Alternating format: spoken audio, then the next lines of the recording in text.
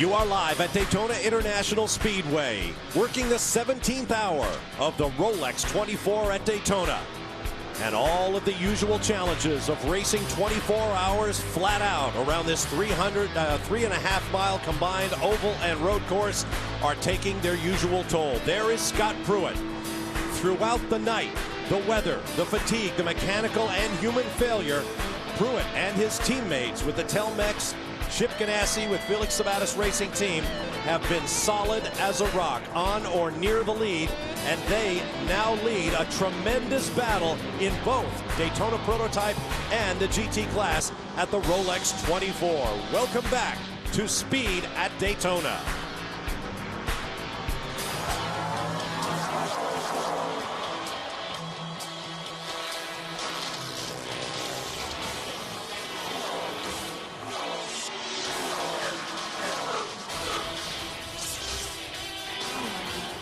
Welcome to Daytona and Speed's 15 hours of live coverage of one of the world's greatest motorsports classic, the Rolex 24 at Daytona, now in its 45th year at Daytona International Speedway.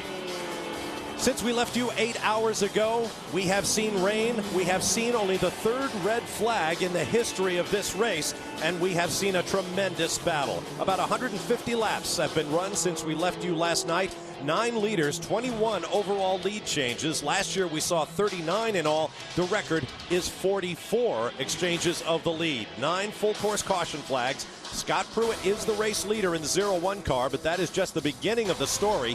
He is on the same lap as Patrick Carpentier in the number 11 Citgo car. And those two teams have been battling all night long. Here are the top 10 in Daytona Prototype and overall. João Barbosa now in the 59 car. Roberto Moreno's been doing great work for the Brumos Porsche team. Just 2 laps down, as is Scott Dixon in the second Ganassi car, and Max Angelelli. They've had clutch problems in the 10 car, but they are hanging tough.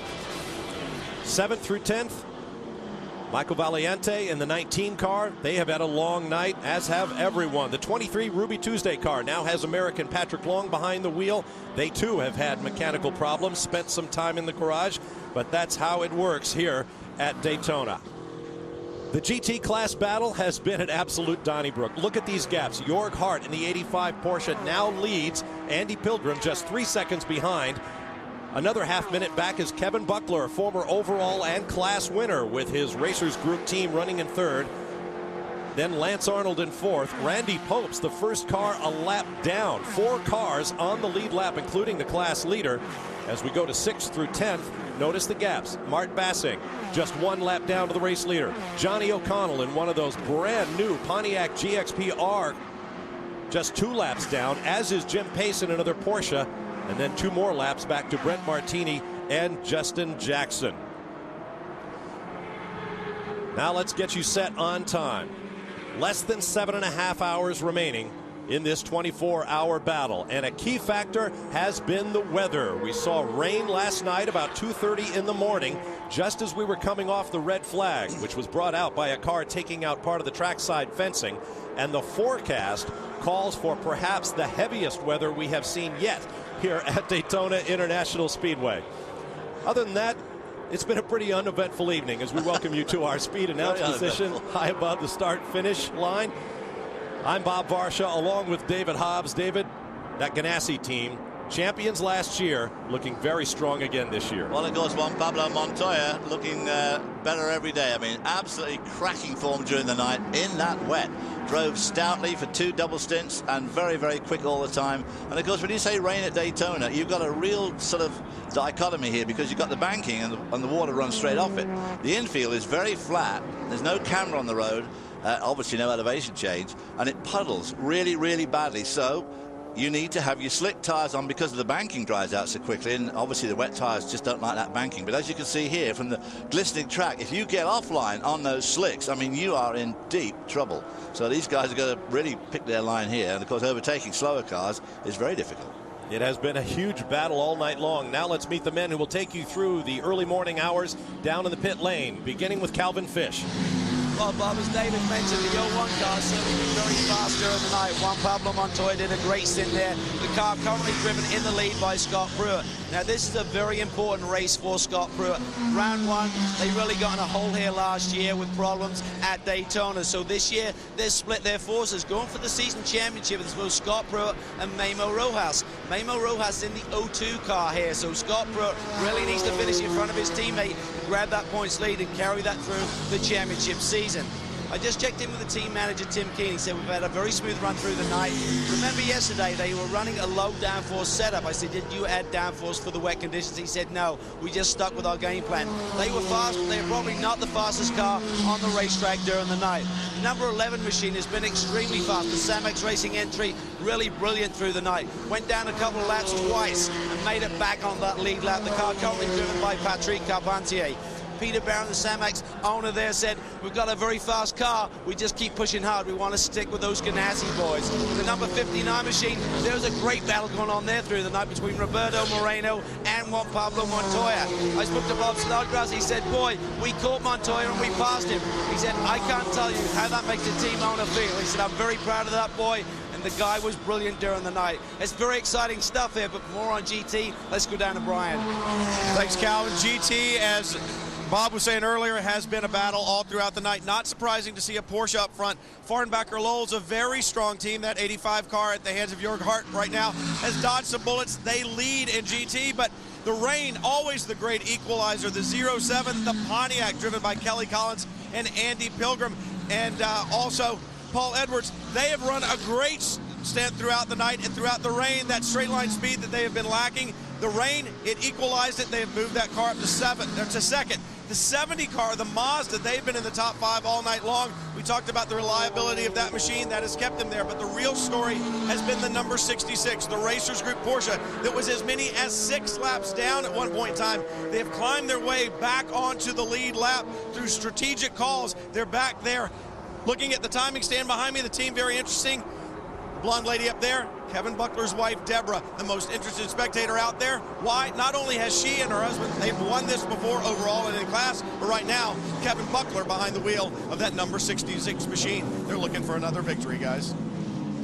All right, thanks very much, guys. There's the 66 being passed by the faster Daytona prototypes. And that's where you got to be. You can see how wet it is offline. And these guys, when they're letting people through, they have to be careful. And of course, the fast guys trying to get by have to be very careful. There's Kevin Butler, 6 laps down at one stage, as Brian just said. I mean, that is an amazing change of fortune. Kevin Buckler is a true racer. Took himself out of the cars to run his massive Racers Group operation last year, but he wanted to get back in. Back in 2003, they made history, becoming only the second GT car to win the overall, driving with Jörg Bergmeister and Timo Bernard on that occasion. And look at the crew in the 10 garage. Oh, my gosh. I tell you what, it is really tough on these mechanics, and these guys have had to work hard. If you were with us for the opening hours of our coverage yesterday afternoon, that car was in and out of the garage as a number of the Pontiac-powered Daytona prototypes had to deal with overheating electrical coils that was causing the engine to develop a misfire. It's Mark Scott in the middle there. Obviously part of the Riley Scott team. Now he's on his own, but he came in to help the SunTrust people in the number 10 car. Obviously one of the drivers in that, Jeff Gordon. They've had a pretty star-crossed day. They've got a clutch problem, but they went down a long way. And that SunTrust car is now up to 5th. With Jeff Gordon behind the wheel. Obviously a guy who's not particularly used to driving in the rain. Now Calvin Fish makes a great point. This is but the first of 14 races in the 2007 season for the Grand American Rolex Sports Cars Series presented by Crown Royal Special Reserve. Here's Max the Axe Angelelli, a former overall winner with longtime teammate Wayne Taylor. They have had, as I mentioned, an interesting day, but let's get a look at the entire Daytona prototype battle going back through the early moments of the race. Alex Gurney put the 99 car on pole for this race, then got involved with this collision with an unsighted GT car that broke the right front and forced him to the pits for a long time. Jeff Gordon got in for his first stint in the 10 car and went right into the pit wall, which a lot of great racers have done. Mark Patterson was behind the wheel of the number 16 Lexus Riley. He had problems. There's the chicane. Look at that excavation. A couple of tons of sand on it. And this was one of the most unfortunate incidents of the night. A 41 car sandwich between two GPTs, and look at this, the 58 car was doing so well. Long repairs for that car, but there is the 58. That was just one of those things, being in the wrong place at the wrong time, and it doesn't matter how much you strategize, how much you plan, whatever you do for these, that is just one of those things. I mean, boy, oh boy, that car bounced off the other Daytona prototype, bounced into the side of him, another foot, and it was spun harmlessly behind him. Well, the actual damage was done by the cars behind as these guys went banging around up front. Everybody behind, and there were about 12 to 14 cars stacked up behind him, got on the brakes. A lot of cars were damaged even worse than the 58. Now let's go back to the GT story and hear from one of the heroes of the night with Brian Till. Bob, we chronicled the move of the 66 car up. Andy Lally behind the wheel of that car throughout the night when it rained. Give us some idea and give the fans at home some idea what the racetrack was like last night in the rain. Well, when it's really coming down, actually, the toughest thing to do is see, period. If you're in a pack of cars, there's so much of a rooster tail, they're throwing up this big gray mist, and we're doing a $175 down the front straight here, and you're just a wall of gray. All you've got is your peripheral out the windows. Once you get to the infield, it settles down a bit because the speed comes down, and then after that, you're just sliding for life. I mean, these Hoosiers are great tires, but the infield's slippery. There's a lot of debris, a lot of oil, a lot of marbles down, and it's a tap dance. You're sliding and just trying to carve your way through, and the back end stepping out. And these Porsches are really good about putting power down on the back end, and we were able to move our way up through it. All of that when you're going 160 plus miles an hour and you can't see, but the strategy seems like is what really has moved you guys up from 6 laps down. You want to give us some insight to the strategy that you guys have used? No, it's of course not over yet. So maybe at the end of the race we'll tell you what we've been doing. But I got to say thanks to TRG, Kevin, the whole crew here, Lars leading the way here. Our guys have been working real hard to give us a fast car, and we've been able to move up through the field. We brought on Pompelli, Greenberg, and RJ also doing this deal, and it's just been a good event so far. Andy Lally looking for another Rolex. He's won one here at this event and 3 for championships. Hey, why not have 5 of them, Cal? Well, that'd certainly be great, but I don't think there's going to be any Rolexes going to the drivers this number 58 machine. They just had a further problem, broken steering arm on the right front with Buddy Rice behind the wheel. I'm not sure if there was any contact. I don't see any more damage to the right front of this car. Remember, this car took a huge hit right before we went off the air last night at about 9:45. Scott Sharp behind the wheel. Speaking of the team, it took them an hour and a half to fix that car and get it back on track. And this is such a shame for this group of drivers who really felt they had a winning car here. The 59 car still running strong in 3rd place, but these guys, David Donahue, Darren Law, going for a championship as well as a 24-hour win here. So this is a devastating blow to their championship. Certainly their hopes of victory here today. No question about that. 48th when they pitted. They will drop down the charts. The battle continues. We have a long way to go here in the 45th edition of the Rolex 24. Some folks are going to sleep well and long and deeply when this race is over. We'll be back to Daytona. Speed's coverage of the Rolex 24 at Daytona is brought to you by Rolex, a crown for every achievement. By Ruby Tuesday, simple, fresh American dining from start to finish. And by Lexus and their pursuit of perfection. Welcome back live to Daytona International Speedway. You're watching Scott Pruitt, one of the most experienced sports car racers in the world, now at the controls of the 01 car from Telmex. Chip Ganassi Racing. He has fallen to 2nd place after a pit stop, but remains on the lead lap with the new leader, the 11, in the hands of Patrick Carpentier of Canada. Number 11 Citgo car now leads the way. Sunrise is expected in about an hour, but it may be later than that before the skies lighten over Daytona. We have heavy overcast, and we expect more rain in the final 6 hours of this race. I'm Bob Varsha with David Hobbs, Brian Till, and Calvin Fisher down in the pit lane. There is the 11, our new race leader, Patrick Carpentier, open-wheeled veteran, making his first start, or first serious start, I should say, here at Daytona.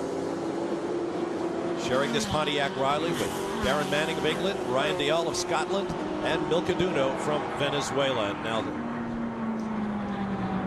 let's have a look at our current standings among the drivers from various other forms of motorsports. How about NASCAR Nextel Cup competition? We have 4 Cup champions, Gordon, Stewart, Labonte, and Johnson in the race. That's where they stand, both in the Daytona prototype, or DP class, and overall. Gordon's number 10 SunTrust car is 5th. Tony Stewart's car 42nd. They have had a litany of problems, including a crash so heavy. Andy Wallace was in the car, was hit by another car so hard it dislocated his jaw, believe it or not. Yeah, under caution. Under caution. The other car ran to the back of him under caution. Had to work that one out.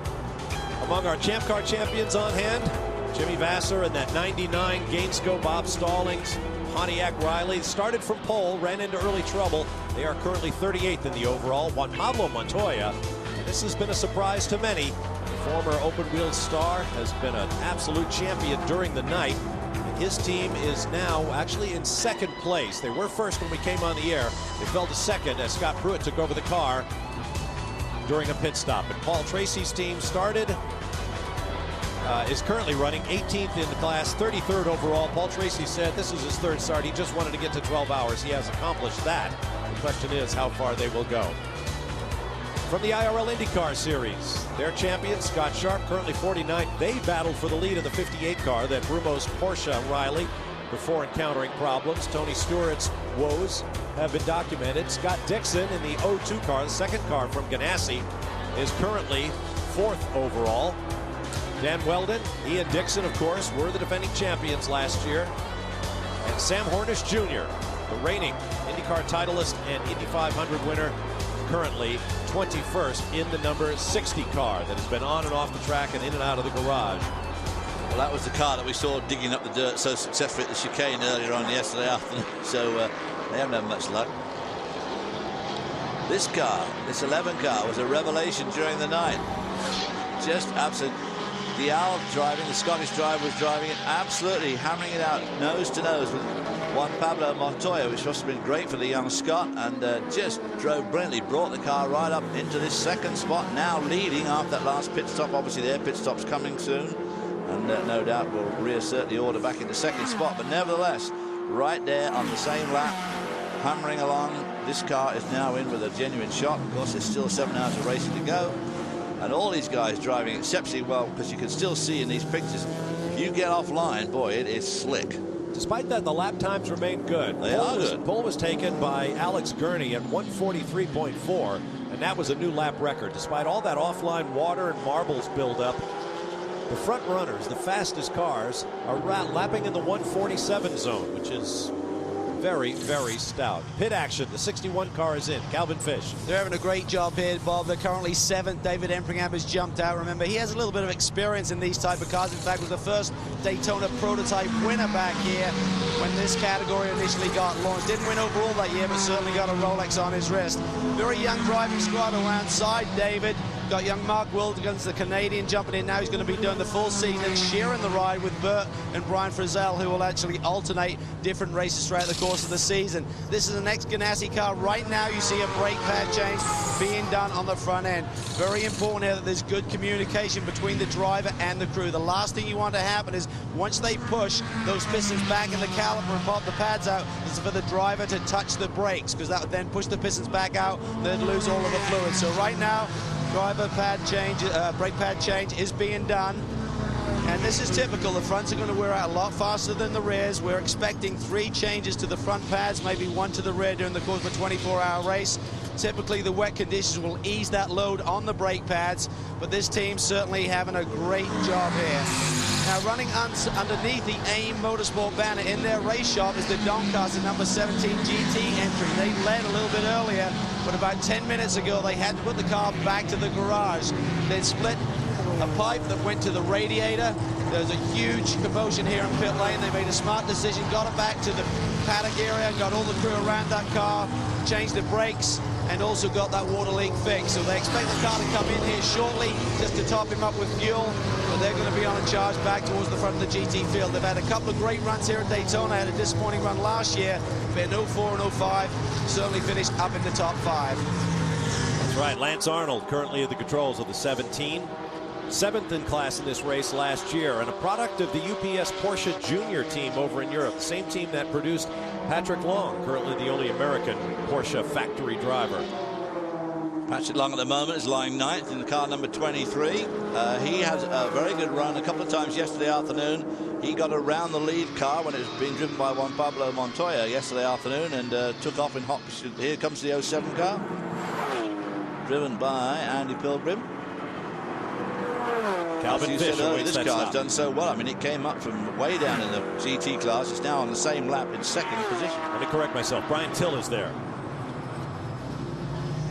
Car comes into a stop. This car running well all night long, as we chronicled earlier. One of the problems right now with this developmental Pontiac is that they're saying that the ride height mandated by the Rolex series just creates so much drag that it doesn't have the straight line speed that it needs, in addition to a larger front end than the Pontiac GTO had.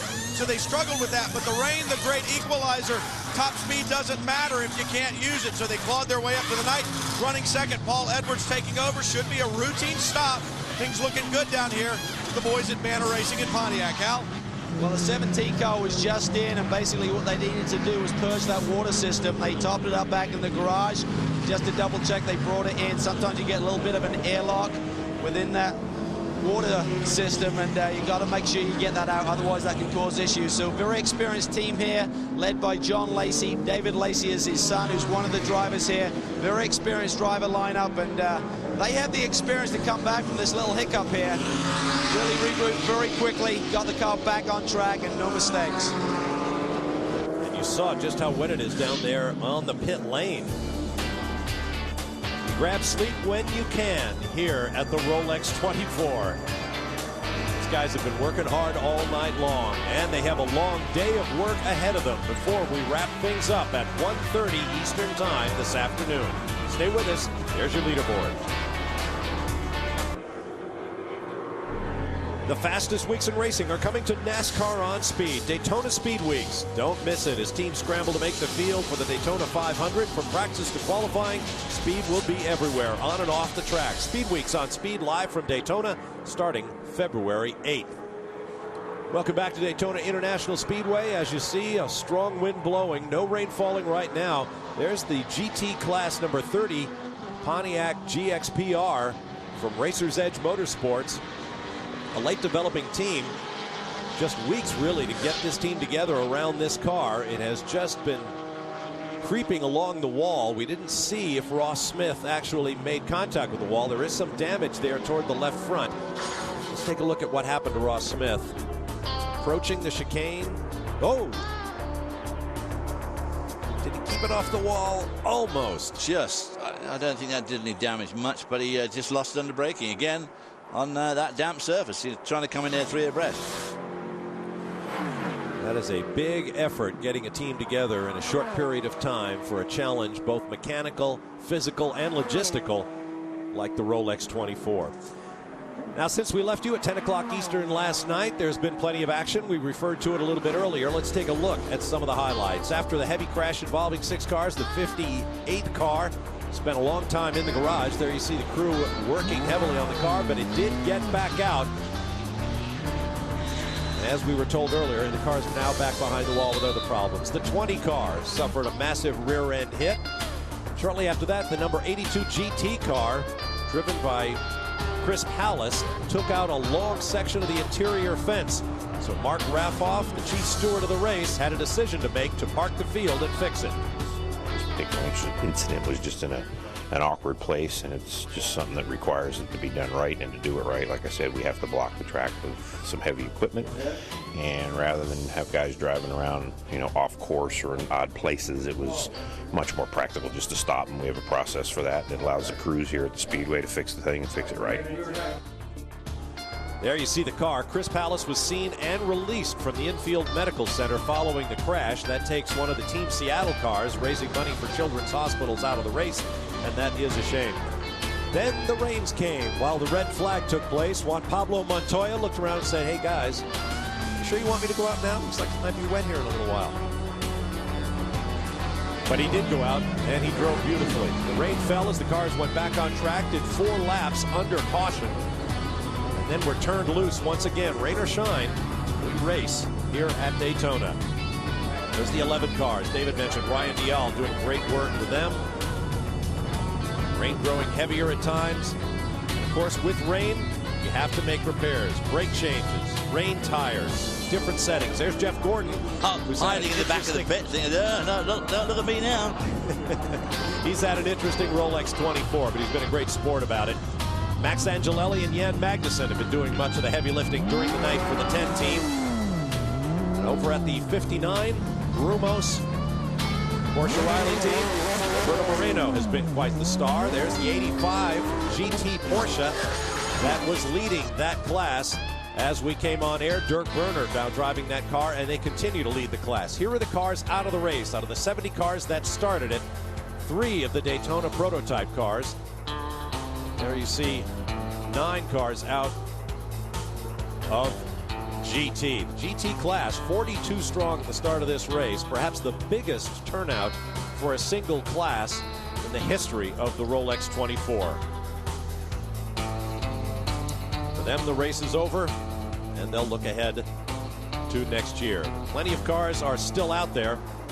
Now, one of the other heavy incidents of the race took place right about that point. That was the point of impact when Argentine Gaston Mazzacani in the XM radio-sponsored Daytona prototype found that fence from quite a long distance away. We'll pull out the camera shot at the kink in the distance there, the back of your screen.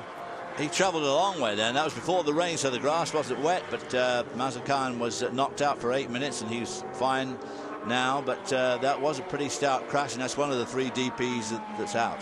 Gaston Mazzacani was admitted to Halifax Medical Center, just about a half mile from Daytona International Speedway.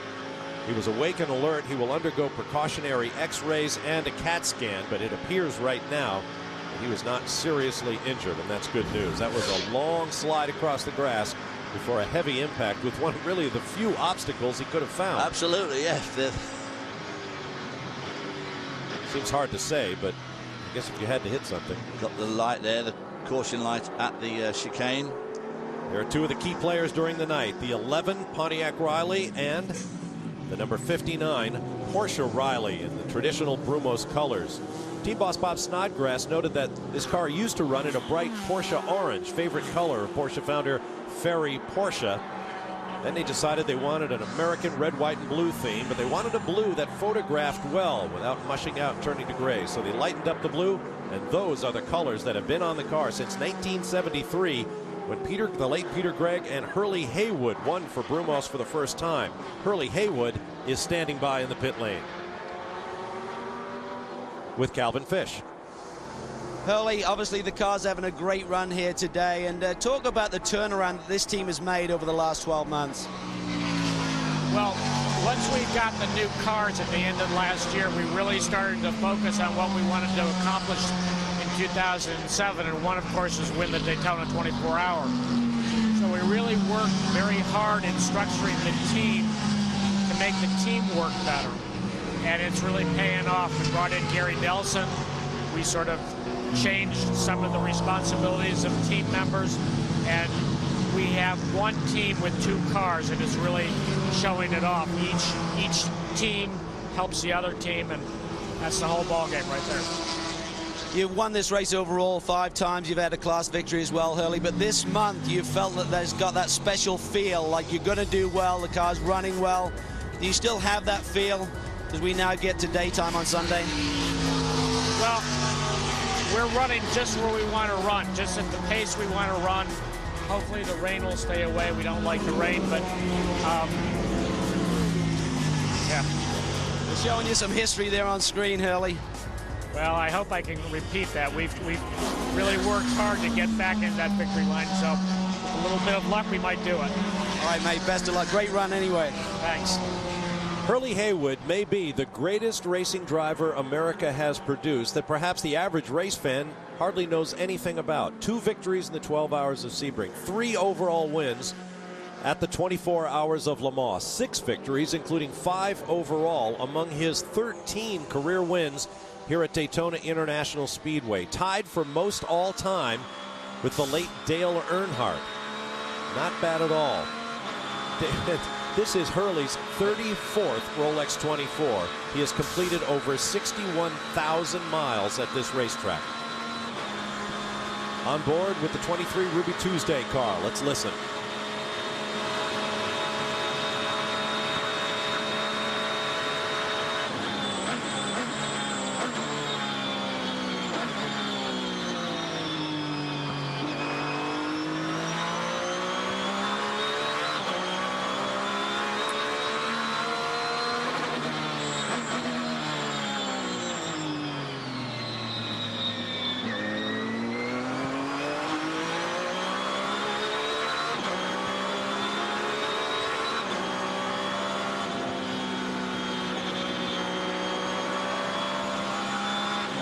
There you see coming up to that car, just trying to stay on the dry bit.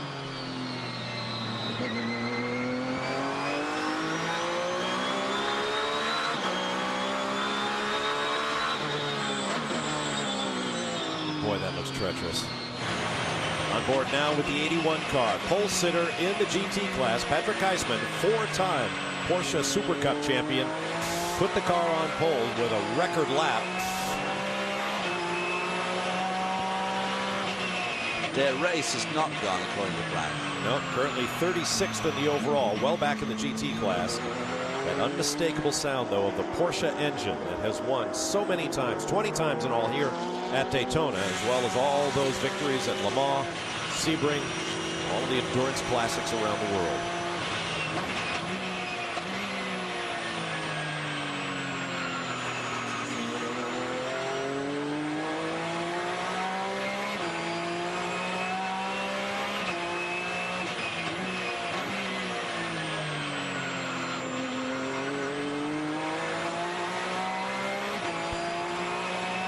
Off the infield and up onto the NASCAR banking in turns 1 and 2.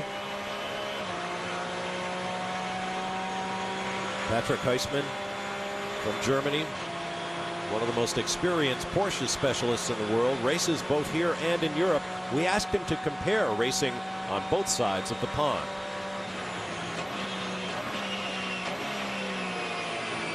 They're not heroes for me, although they have achieved a lot. I always concentrate on myself. I love to watch those guys racing, especially in NASCAR, but we all do the same job.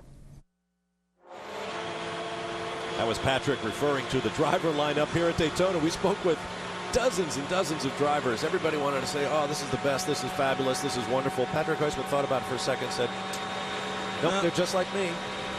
Just drivers. Yep, they're just drivers. There's a race to be won.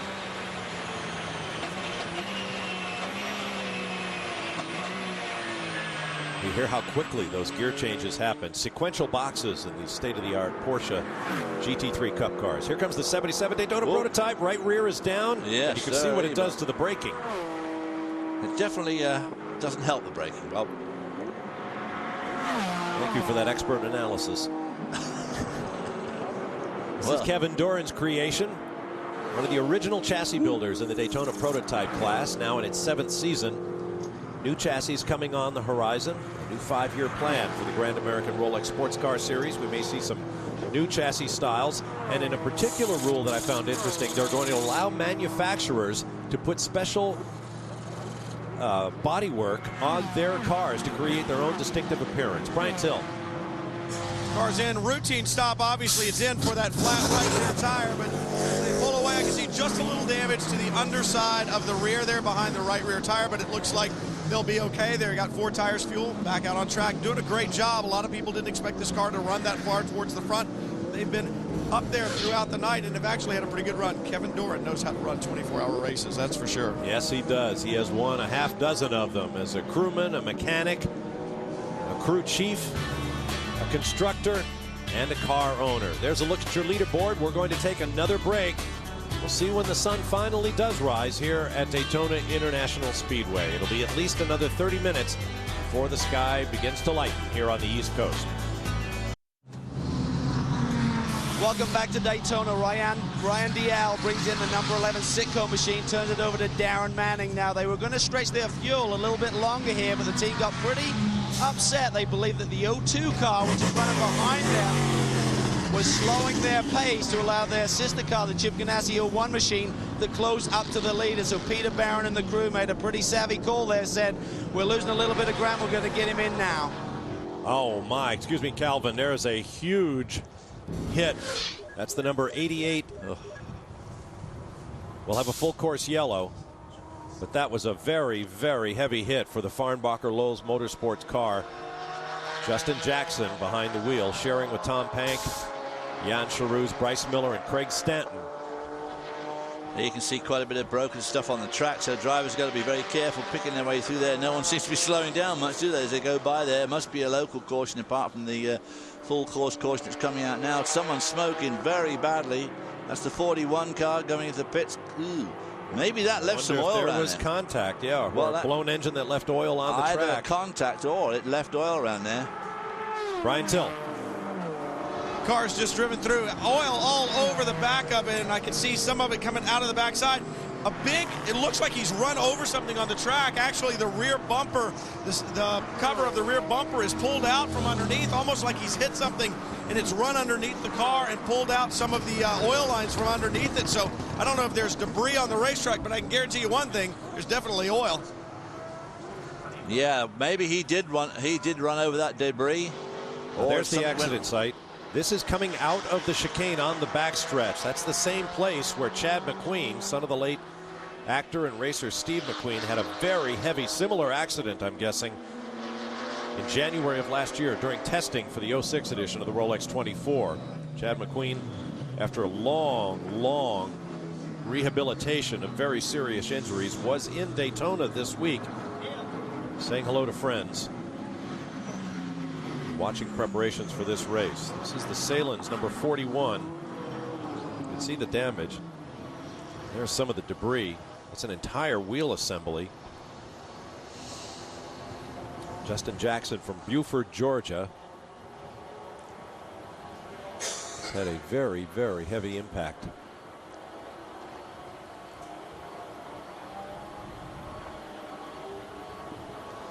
It's like crews appear to be talking with him, or trying to. Brian Till in the pit lane. Bob, take a look. You can see the damage to the back of the car here, where it looks like he hit something or something came out from underneath it, taking oil lines with it. But what you see in the moisture down here on pit lane is the sheen of oil. Anywhere this car has been on the racetrack, there's going to be oil. And of course, you know what they say, oil and water, they don't mix. Nor do they make for particularly good adhesion.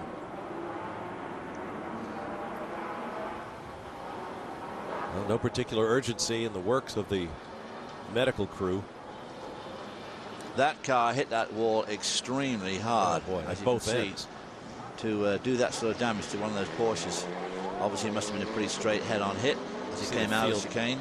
Again, could have got wide, could have got that wet, you know, because it is extremely wet still there. You can see the puddle just at the cones with the flashing emergency lights reflecting. Those puddles exist on both sides of that exit, and that is a very, very quick exit. And the drivers try to take it as fast as possible to get top-end speed through the high banks in NASCAR 3 and 4 and onto the front stretch. Well, exactly. A quick exit from the chicane is vital, because from the chicane back to turn 1 is a long way, nearly a mile, or just a little bit over a mile, and so you've got to really leg it out of there. Saw the standing water to the driver's left, the outside of the corner, as they make the right-left kink. Everybody being careful. No word yet on the condition of the driver. Apparently, it's been an eventful race for the Salins team. The 41 car was also involved in the incident with the 58 car last night. That led to the Brumos Porsche Riley spending a long time in the garage. Driver change here. Salvador Duran of Mexico going in relief of Scott Pruitt. Relatively short stint, so obviously taking the opportunity to make a driver change and tire and fuel change while they're under caution here. Watch that driver change. Let's get more from Brian Till.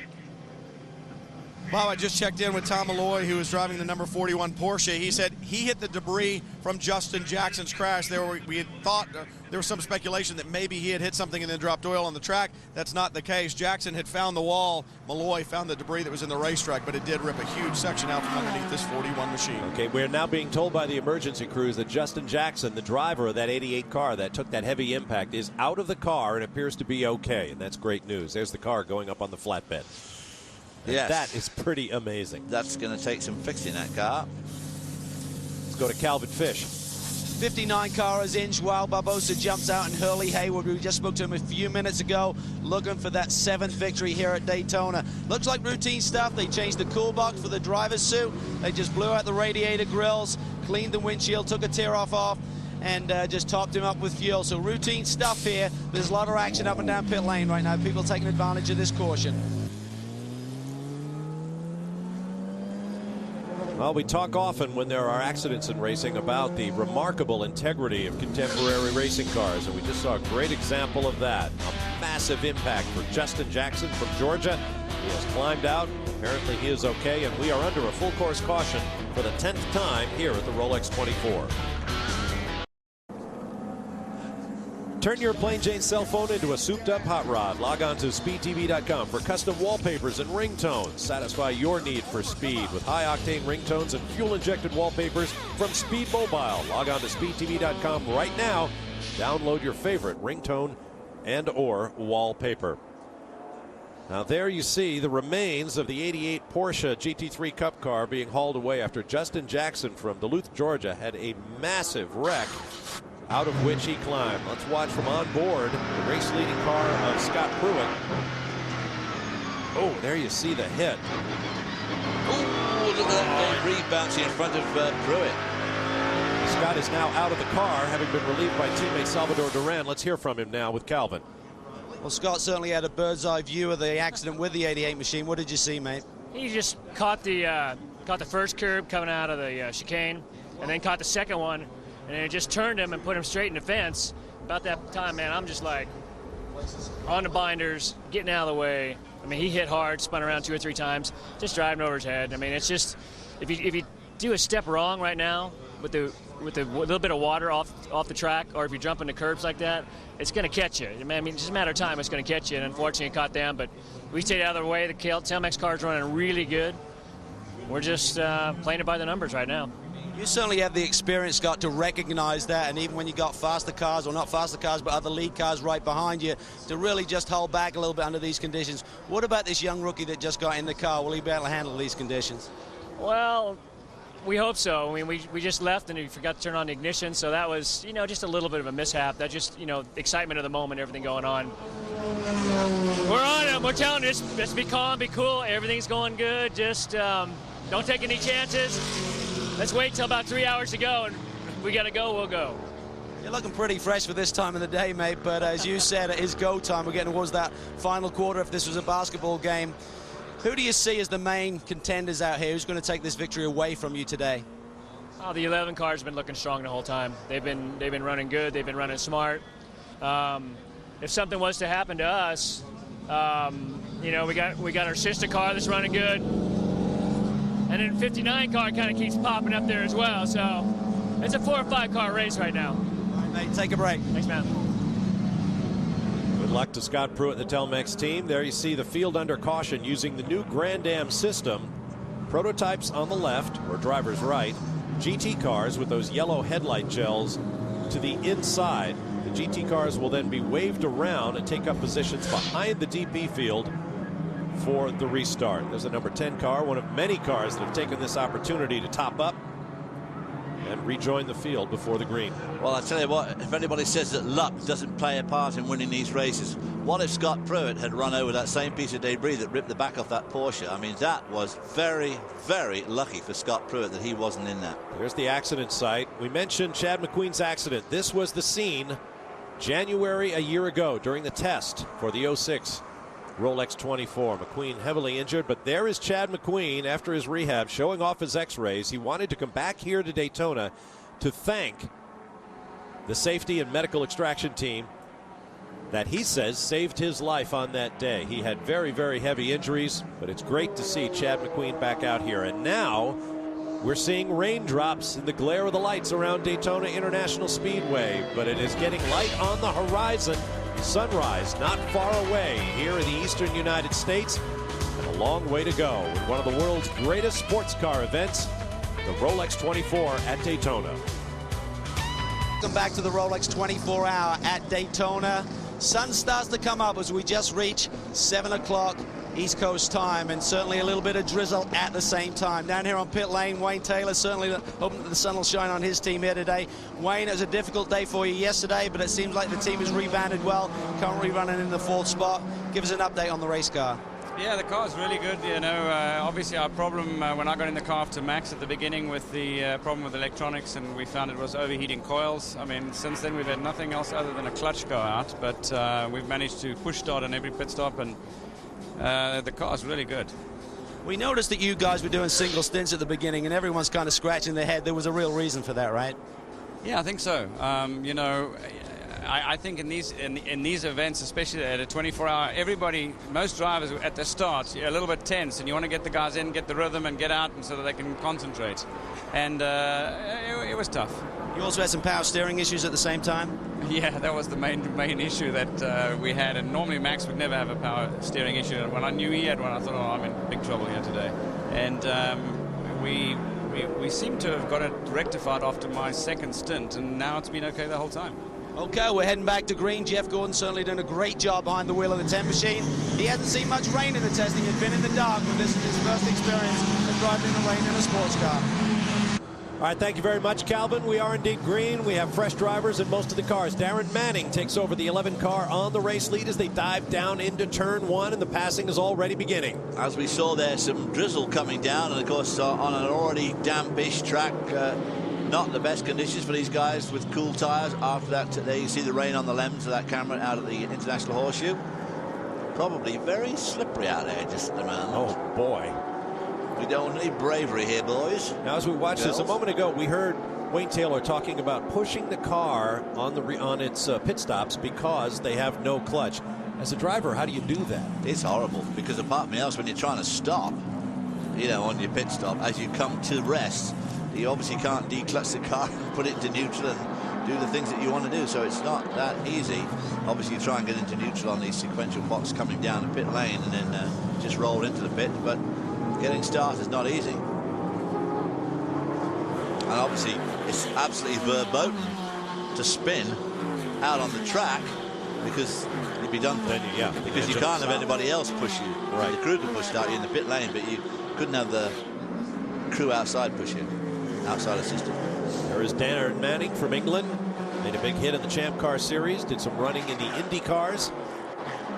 Now he is a sports car driver.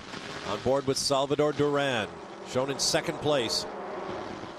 Working his way through the infield chicane. This is where Justin Jackson had his accident. Coming off the corner right here.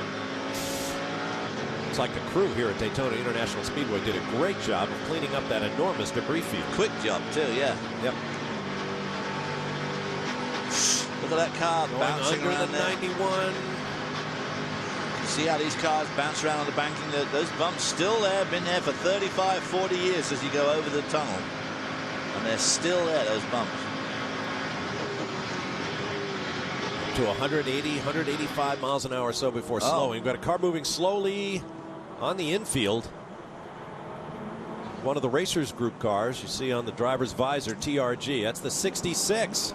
That's the car that the team owner, Kevin Buckler, was in when we came on the air a little over an hour ago. He is still listed as the driver. The F1 Air Porsche GT3 Cup car. Can't quite work out where it is.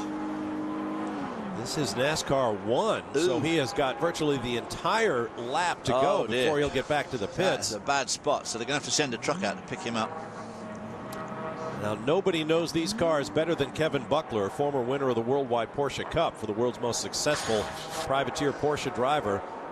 Let's see what we can gain. On board with Paul Edwards in the Pontiac as he approaches the slowing Porsche. Looked at the left side of the road. Whoa! Oh, right in the middle of the road. Oh, Kevin Buckler had spun for some reason. Man, that 19 car there was just squeaked through the prototype car.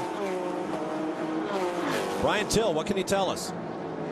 Well, the word is sketchy down here in the 66 camp. They don't know exactly what the problem is. They think it could be a clutch, but it is a drive issue. Anyway you look at it, there's power in that Porsche engine. There's just no drive to the rear wheels, guys. Oh boy, third in the class, having had a great run through the night. Kevin particularly doing well, so must be maybe there's something let go there on the drive line, which would obviously help to spin him around, because if it goes wrong, you get offline onto the damp track, as we've been saying.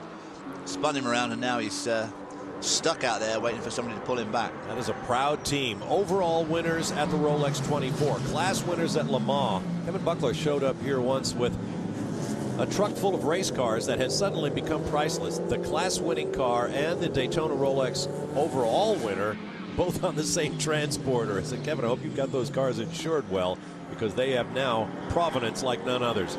Look at this passing action in the infield in the rain. That's a 75 car with Colin Brown, young Colin Brown, the youngest driver in the track. He's down, unfortunately, in 28th spot. They've had troubles throughout the day and night with that 75 car. He was running so well yesterday afternoon, having a good dice with Jimmy Johnson. But suddenly started to fade, and then from there on, they've just had nothing but trouble.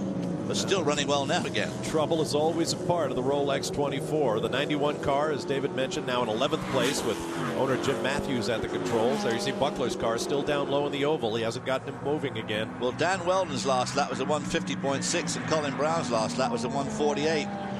So obviously the kid is going very fast, and it's so frustrating when he's going to be down so far in 28th spot. Part of a two-car team from Samax. Peter Barron is the car owner. He's standing by with Calvin Fish.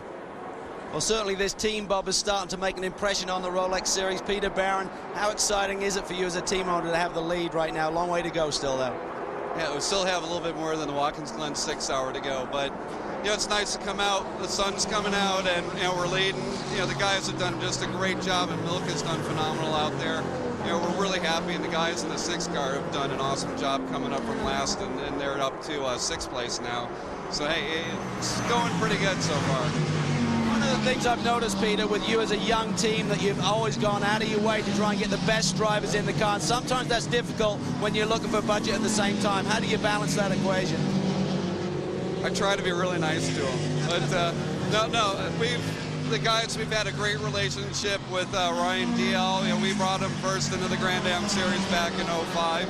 And then our crew has been Steve Chalice and Jeff Carter have known Darren Manning for quite some time. And obviously we've all been friends with Pat here, and happy to have Pat along. And Milka, you can't say anything but great things about Milka, and we're just really thrilled to have her. You got an English guy behind the wheel in these pretty dodgy conditions. He's probably experienced that a few times over the course of his career, Darren Manning. But when you got the lead and you're in tricky conditions like this, when do you make the call and be a bit more conservative and go to the wet tires, Peter? What we've just been doing is try and see what other guys are doing. A lot of the teams that are playing catch-up and whatnot, they're taking risks and gambles, and they'll pit early and throw on wet tires, and you'll try and follow what the car is, and if it's what the driver is, and just see, hey, how are their lap times doing? Like we watched the Gainesco car as the last rainstorm went through. They were the first to go to slicks, and we watched their lap times. We were right at the end of a pit run or a fuel run, so we saw their times were doing good, and it made it easy. All right, mate, great job today. Thanks so much. Well, the 75 kid there, you could just see, can't you, there, the large attachments of the younger driver just absolutely slashing by the leader there, but because it is absolutely pouring with rain now, absolutely slashing past the commentary spot here. Well, he's 18 years old, Colin Braun. Like most 18-year-olds, he thinks he's immortal. No fear. That's right. Well, it is now raining heavily at Daytona International Speedway. The sunrise has been completely obscured. People are going to have to be very careful out there. We'll take a quick break and return live to Daytona. Tonight here on Speed, don't miss the Speed Report. Go beyond the highlights, beyond the stats, and get the why with the Speed Report tonight at 7 Eastern, 4 Pacific, only here on Speed. And of course, we'll have all the highlights and analysis from this Rolex 24. There's Chad Drain, one of our cameramen, and he has lowered that position slightly in a strong flag-snapping wind and now driving rain.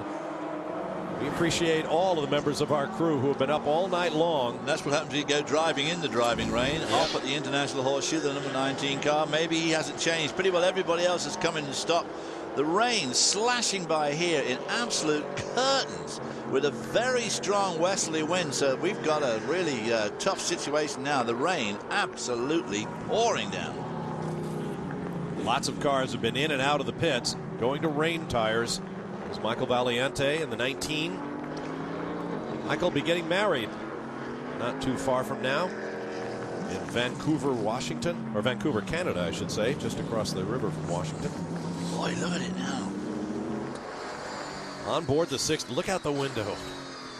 Now, wipers, as far as racing technology has gone, windshield wipers haven't changed one bit. Remain slightly problematic as far as the technology. Well, of course, these screens are so sharply curved, not the sort of thing that a wiper works well on anyway. And of course, the wind blowing over them is 190 mile an hour. It's kind of hard to keep the old wiper blade attached to the glass at 190. But the worst thing about the rain is the drop in temperature on the outside of the glass compared to the drop of the temperature inside. There's our third place car, Hurley Haywood, behind the wheel of the 59 Brumos Porsche. Here's Calvin. Well, a slight delay here with a left front. Obviously, the wet tires going on. Hurley behind the wheel right now. And you talk about the conditions. Very difficult. And when these Daytona prototypes, Hurley actually gets a bit balked there on his way out of pit lane. Another Daytona prototype in his lane, but Hurley wisely just keeps in position. Doesn't go down in that fast lane until he gets the okay from the crew. So a little bit of experience showing there by Hurley Haywood, who's certainly a veteran in these type of conditions. But when we had these Daytona prototypes run here in 2004, we had a lot of rain.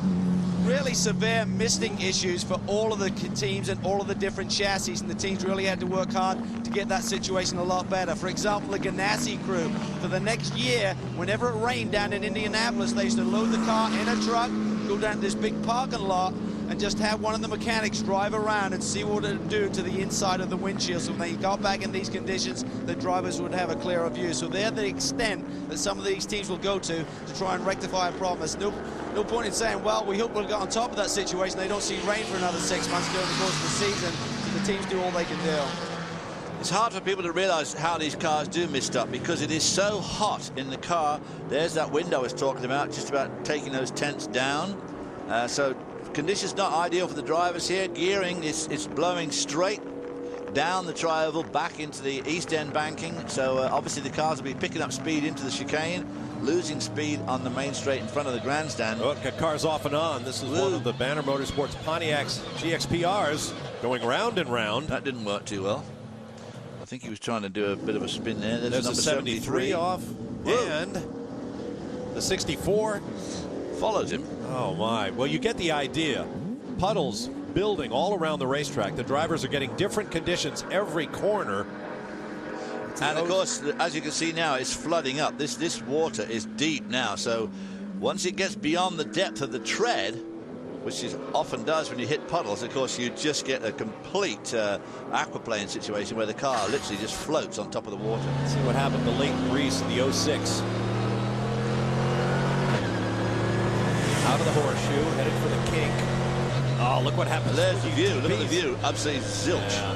The prototype goes by. It's that left-hand kink, which normally would be almost flat out. As you can hear, he's definitely not flat out at the moment. Puts the brakes on for the horseshoe and just locks up the fronts, slides straight off. No steering, of course, with the fronts locked.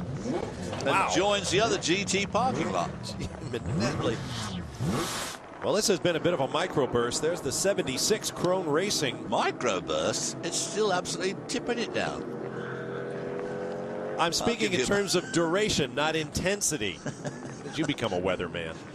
We're told it's not going to last long, but that is cold comfort because now we can barely see the backstretch here at Daytona International Speedway. Easy for us to... Oh, there's a 19 said it before. car. Television cameras make it look a lot better than it is.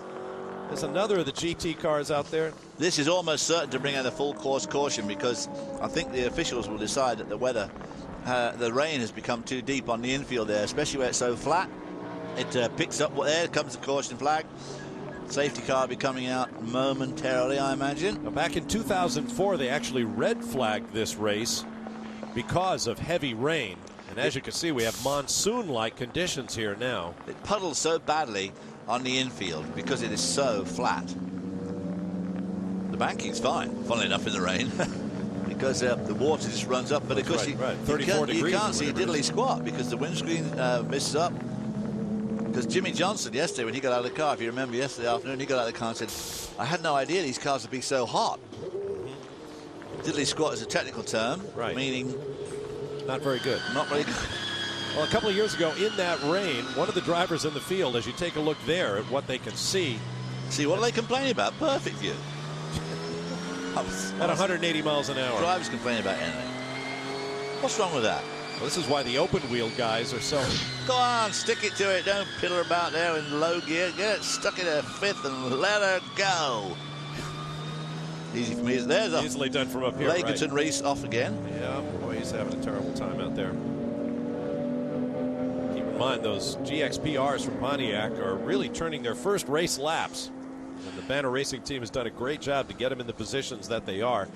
3 years ago now, when it rained so heavily, Scott Dixon still laughs about it. That was his first Rolex 24, and he said not only were the wipers kind of problematic, but the inside of the windshield misted up. We had to use a squeegee and a rag, and you're trying to drive the car, belted back in the seat. You want to reach all the way out to back the windshield. In the late 60s in the GT40s, we used to have a kitchen mop, you know, like a dishwashing mop. Yeah.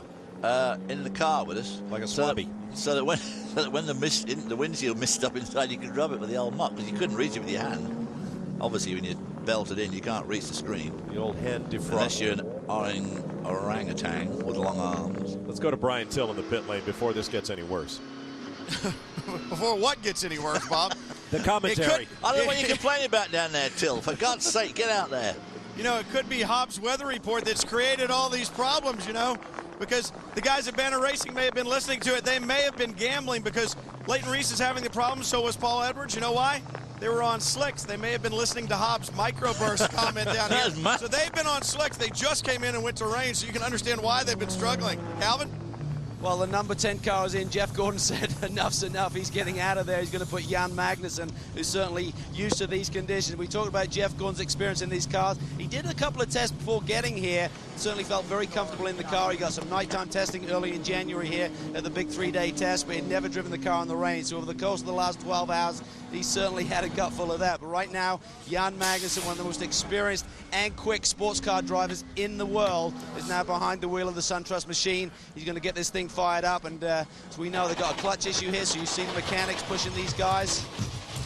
And the SunTrust car is fired up, and Magnussen is on his way. What sort of wimps are those Nextel Cup drivers? That is pathetic. All right. Getting ready for a network cut-in. We're not sure if it's the Weather Channel or National Geographic after that downpour, but it does appear to be lightening up now here at Daytona. There is Jeff Gordon, who has had a whole bunch of new pages for his personal memoirs of racing, hoping to become the first man to win 13 races at Daytona in both sports cars and stock cars. The late Dale Earnhardt scored 13 wins in stock cars. Hurley Haywood has 13 wins at Daytona in sports cars. Jeff Gordon has 12, all in stock cars.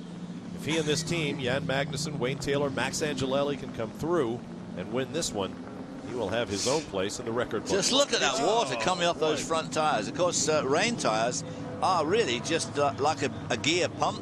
They'll pump hundreds of gallons of water a minute. And as you see that water jammed through all of the cracks in the bodywork, that can get into the electrics and make life very interesting. Let's hear how interesting life has been for the four-time Nextel Cup champion with Calvin. Well, Jeff Gordon discussing his experience with the crew. What was that all about, mate? Well, they asked me if I changed the brake bias and some stuff like that. I said, no, I couldn't take my hands off the steering wheel. Yeah, that was an experience right there. You know, to be on the slicks, about the worst condition you can be in when it hits like that. And I'm just glad I kept it on the racetrack, because even when we put the wets on, I couldn't go fast enough getting heat in them to make them work. So I was searching high and low and just going straight, you know, was something. So I've had a blast doing this. It's been great fun. And you know, I'm a little disappointed in my performance. I feel like, you know, we've been good, but every time I start getting good, I can't see out of the windshield. So you can make an excuse all day long, and Max goes out there and runs, you know, a second faster than anybody. So I've been having a lot of fun, and hopefully we can get back up to at least a podium finish. We heard a rumor that Jimmy Johnson and Tony Stewart started to laugh when it rained and you were out there on the racetrack, but those guys obviously discussed what the experience was like. When you're out there in these conditions, you thinking, what the heck was I thinking when I said yes to Wayne on doing this deal? I wasn't that moment, but you know, I give these guys a lot of credit to be able to run in these types of conditions. It's so competitive out there, and you know, the cars are very equal, and you know, to run against some of the great drivers that are out there, I've been having a lot of fun. But I don't know, I was pretty impressed by Jimmy in the rain. He was looking pretty good. That was monsoon, though. I don't know. That was a little bit different. That's a great job, mate. Well done. Thank you. Well, I'll say it again. Jeff Gordon has been a great sport about it this weekend. He, like so many other guys who spend their time on dry weather oval tracks, realize that these sports car guys running in all conditions at top speeds are pretty fair shoes as well. We'll take a break and return live to Daytona International Speedway. Stay with us for more from the Rolex 24. Welcome back live to Daytona. See, that's what I said we had. On board with Paul Evans in the 06 Pontiac GXPR, using a mop on the end of a stick to try to keep the fog off the inside of his windshield. Look at the water on the dash. A moment ago, I'd said it had let up a bit. Our cameraman Rick Rice said, I think we were just in the eye of the storm, and he was spot on, because moments ago it started to bucket down again here at Daytona, and we remain under a full course caution, the 11th thus far, the Rolex 24, as we approach the bottom of the hour, our 18th hour in this year's race. We'll be with you live all the way to the finish and beyond, so stay with us here on Speed. There's the number 75 from Krone Racing, Colin Braun, all of 18 years old, but a 3-year veteran, entering his 3rd year in the Rolex Sports Car Series. Currently 26th in the overall. He is an amazing young man. His father, Jeff, is an engineer. It's a family effort. His brother, Travis, is working as a journalist this weekend after logging data for that team. He, too, is a teenager. Lee Diffie takes a look at Colin, who started here at Daytona 2 years ago as a part of Team 16, and last year, with his team, was in contention for a championship.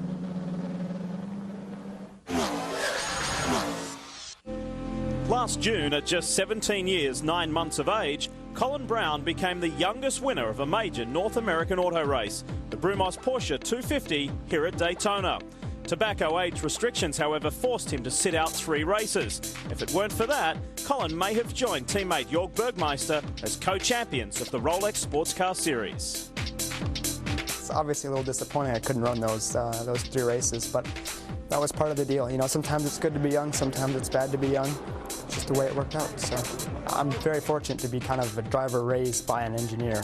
So I have a good understanding about how things work. And a lot of people probably don't know the fact that I have a go-kart track in my backyard. That's pretty cool. It's actually a track my dad and Fermin Velez, who drove the Scandia car, designed together. A little longer than a 1/3 mile, but I like to go out there and just do laps and stay fit and keep sharp. After coming so close last year, Colin has high expectations for 2007. Our goals are pretty much to qualify in every pole and win every race that we can. I think that would pretty much guarantee us winning the championship. So I can't go out on the racetrack not expecting or not hoping and having a goal set to be the quickest car and the car that, you know, wins the race. And I just don't work like that. Well, you heard Colin Braun mention the name Fermin Velez of Spain, a great sports car driver in his own right, passed away of cancer a few years ago. I think he'd be pretty proud to know that that track he and Jeff Braun built has produced another terrific young racer in Colin Braun. Now, Max Pappas is his teammate, one of his teammates for this race, and Mad Max is standing by with Calvin Fish. Max trying to stay dry here. Max, talk about the very special relationship that you have with the Brown family. I mean, not just with Colin now as your teammate for this year, but how did it all begin?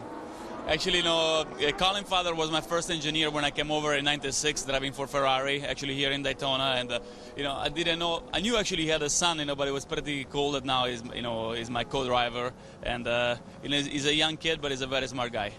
Talk about the fact you're coming back full-time now in Daytona Prototypes. You won the championship with Chip Ganassi and Scott Pruitt back in 2004. Team has had quite a few changes here over the off-season. Went from the Ford power plant to the Pontiac. What do you expect for this season? One of the major things here in the team definitely was a change, towards Pontiac and GM product, and I came with that as well. I think, it was a great change. The team has showed a lot of progress. Unfortunately, this race, we had a little bit of problem, but we're still hanging on there. We have great engineering, a very good team spirit, and I'm going to give everything I have because, one championship is not enough, and these guys deserve more, so I'm going to really try hard for them. You talk about team spirit and really digging deep. How deep do you have to dig when you get into a situation like you're in a very long race, the car's many laps down? I guess you just have to look at the big picture in the championship and try and score as many points. I think if you're a racer, you just want to go for it. You know, it doesn't matter if you're 20 laps down, 1 lap down, or in the lead. I think it's what you have in your heart, and I think that you can't change it. The day when that day will come, that you think different, you better stay home. All right, mate. Best of luck the rest of the way. Thanks a lot, guys. You know, pleasure to be here in Daytona. Thanks for the support. Ciao.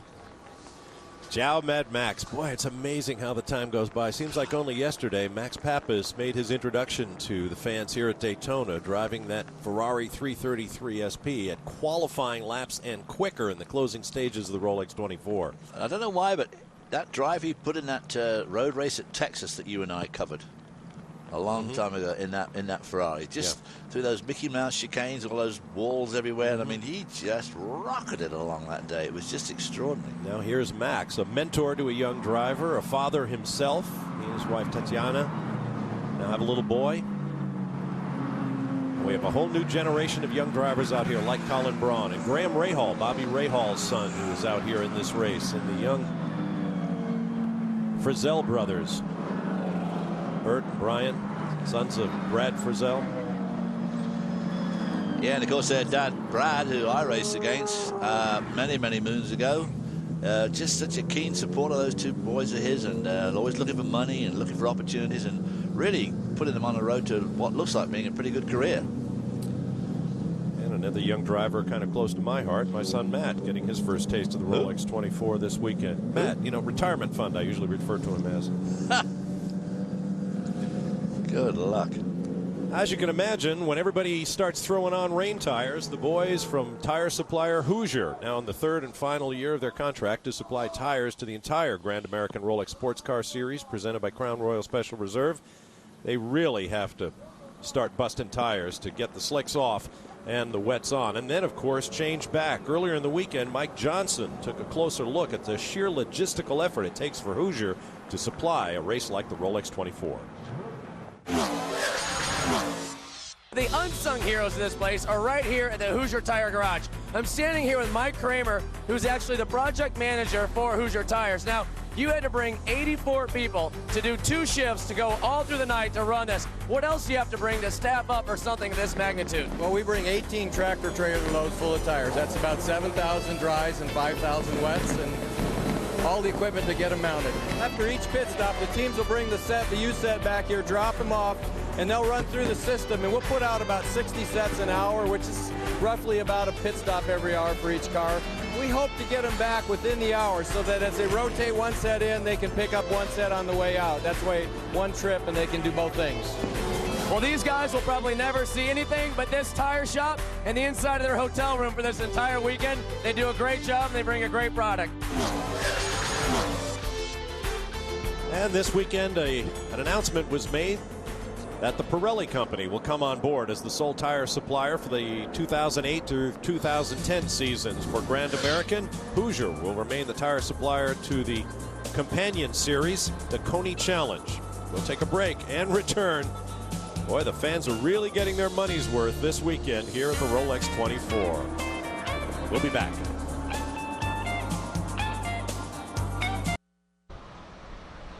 Speed's coverage of the Rolex 24 at Daytona is brought to you by Ruby Tuesday. Simple, fresh American dining from start to finish. And powered by Pontiac and the 260 horsepower Solstice GXP. Well, you just saw some pictures of Daytona when the sun was out. That has not been the case of late, but it's not going to stop these fans. We have had an absolute monsoon, and I'd be tempted to say it's lightning, but that will no doubt simply bring on another massive cloudburst. I want to correct something I said earlier in response to all you emails coming to speedtv.com about the legacy of late Dale Earnhardt here at Daytona, referring to 13 wins. I was talking about points races. When you take into account exhibitions like the IROC Series, non-points races like the Daytona Duels and so forth, the Intimidator racked up 34 overall race victories here at Daytona and remains the all-time leader in that category. There's a look at what the drivers see, and that's not really an exaggeration due to the TV cameras. It's on board one of the Mazda Speed Mazdas. Let's hear from the boss of that effort with Brian Till. Sylvain Tremblay, head of the Mazda Speed effort here. Rain really hasn't been your enemy in the 70 car. Seems to be visibility. Yeah, you can't see, you can't drive. So Rainey's doing a great job. Unfortunately, we lost our good anti-fog windshield in an incident, per se, in the garage before the weekend.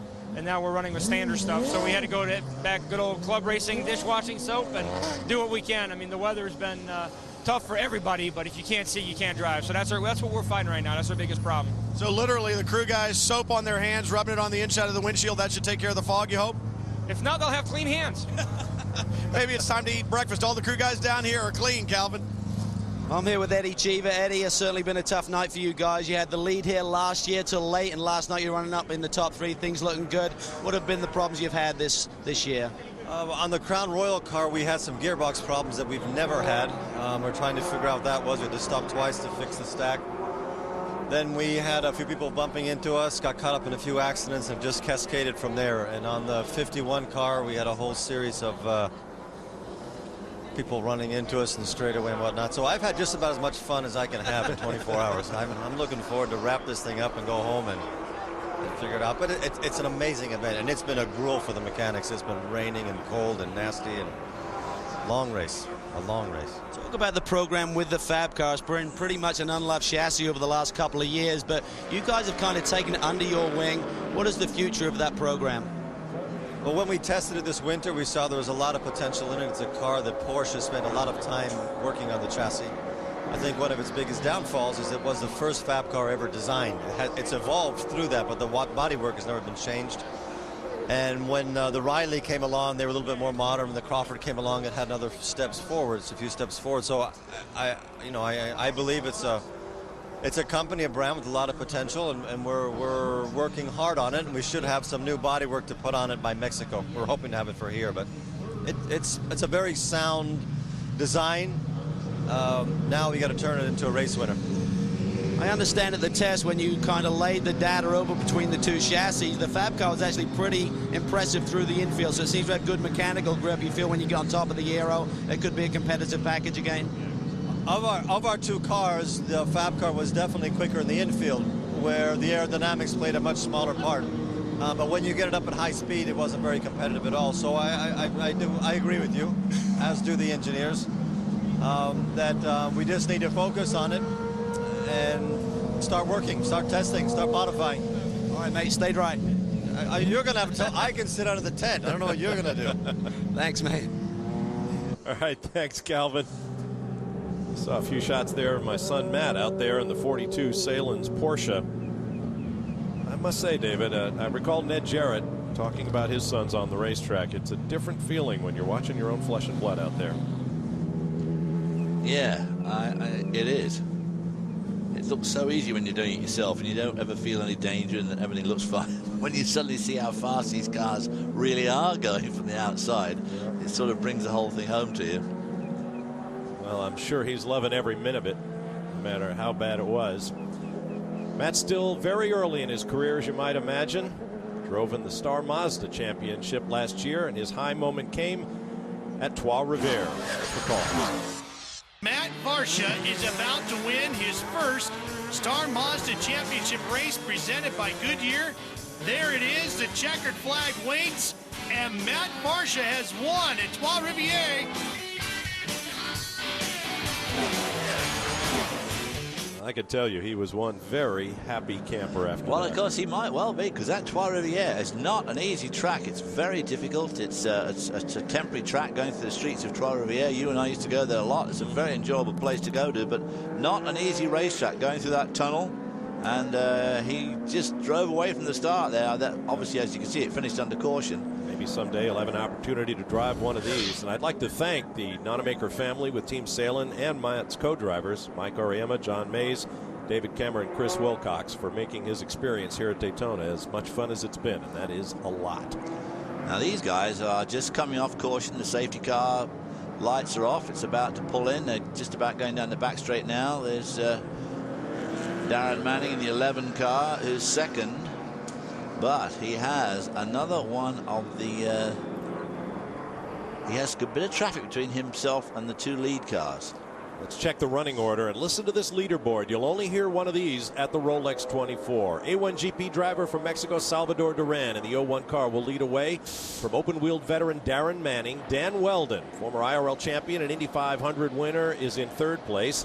Hurley Haywood, one of the all-time great sports car drivers, is in 4th. Jan Magnussen, who has won in everything he's ever driven, in 5th. Then Thomas Enge from Formula One and the Indy cars in 6th. Mark Wilkins in 7th. Romain Dumas, Porsche factory driver, in 8th. Young Michael Valiente in 9th. And Memo Gidley of the United States in 10th.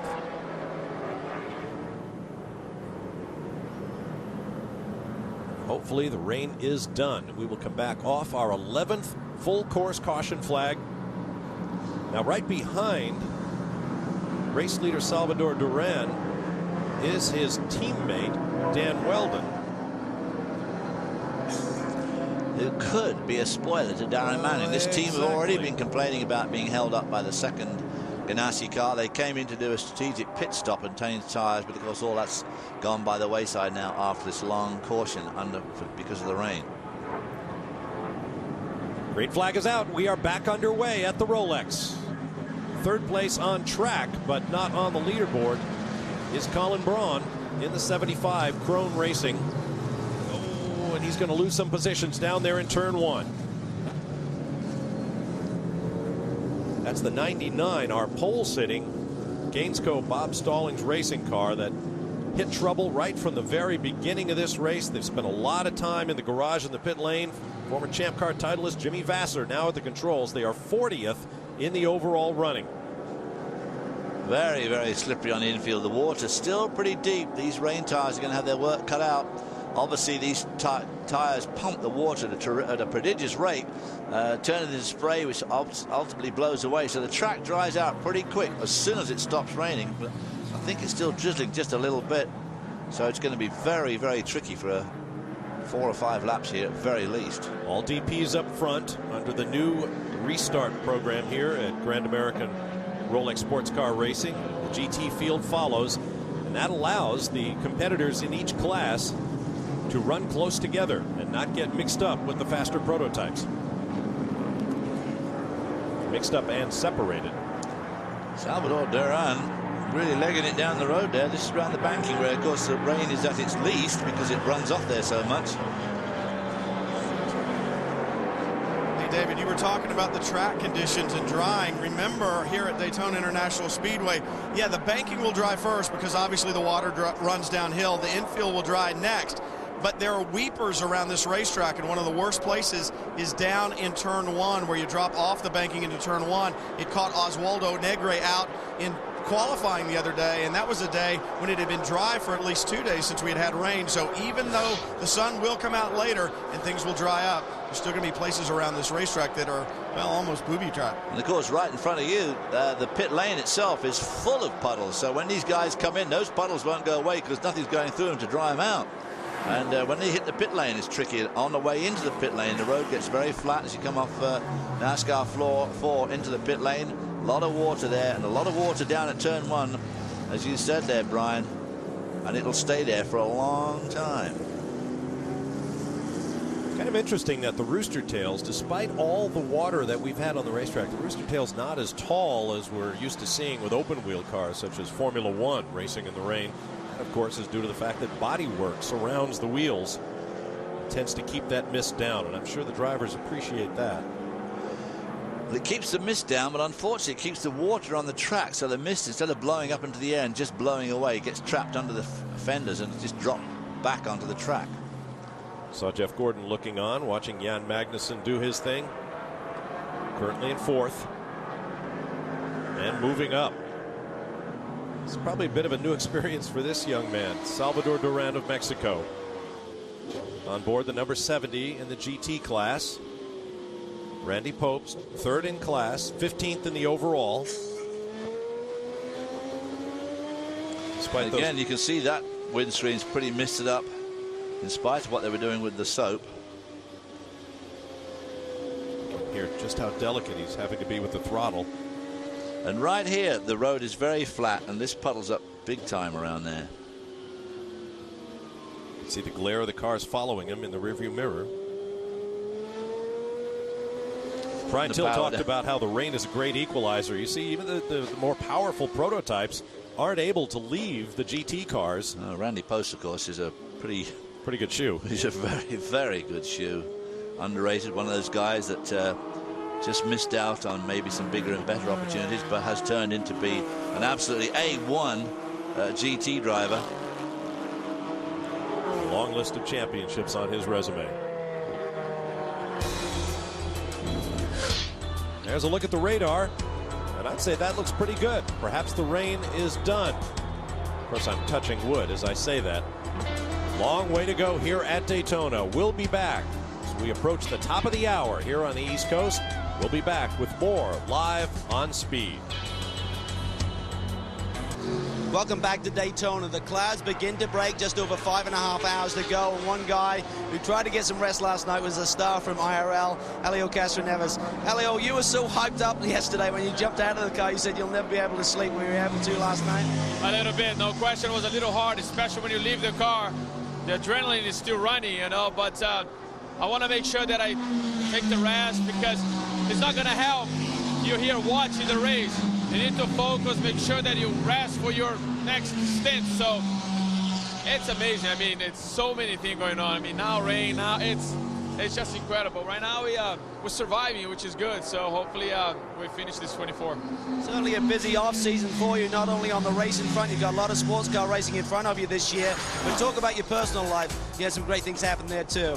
That's right. I got engaged. Look, it's even raining a little harder now. I got engaged last year, so it's something that I think everybody needs to find balance in life. So it's great. So I'm extremely happy now. Let's make it happen. All right, mate. Have a good run when you get back in the car. Thank you. It could be difficult, at least in the near term. It's starting to rain heavily again, and as you can see from the shots of those clouds to the north of the racetrack and moving in, we may not have seen the worst of the weather here at Daytona.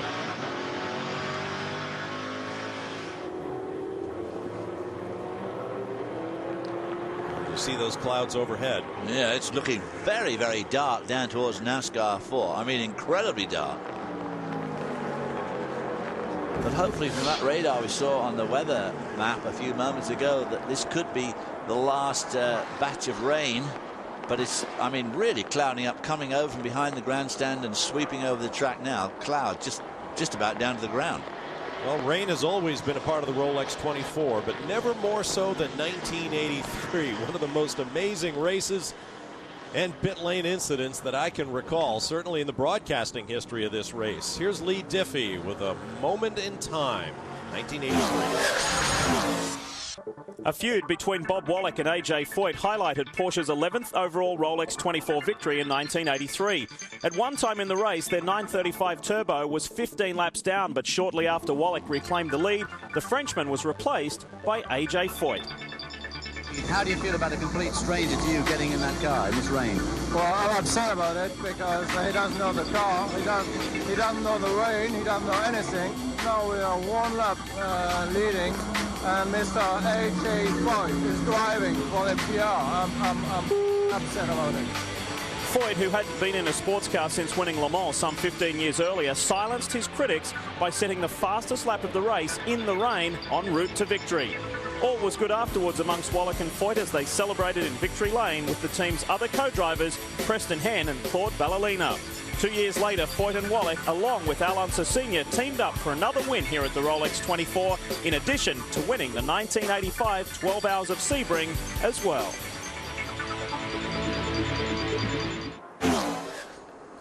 Well, great to see that old video once again. What did you think when you're standing there holding that microphone? The old earpiece in there, and Bob just suddenly comes out of that string of foul words. I mean, what do you do? I mean, you can't say anything. You just didn't know what to do. But, boy, he was very, very upset. But luckily for him, AJ stepped up to the plate.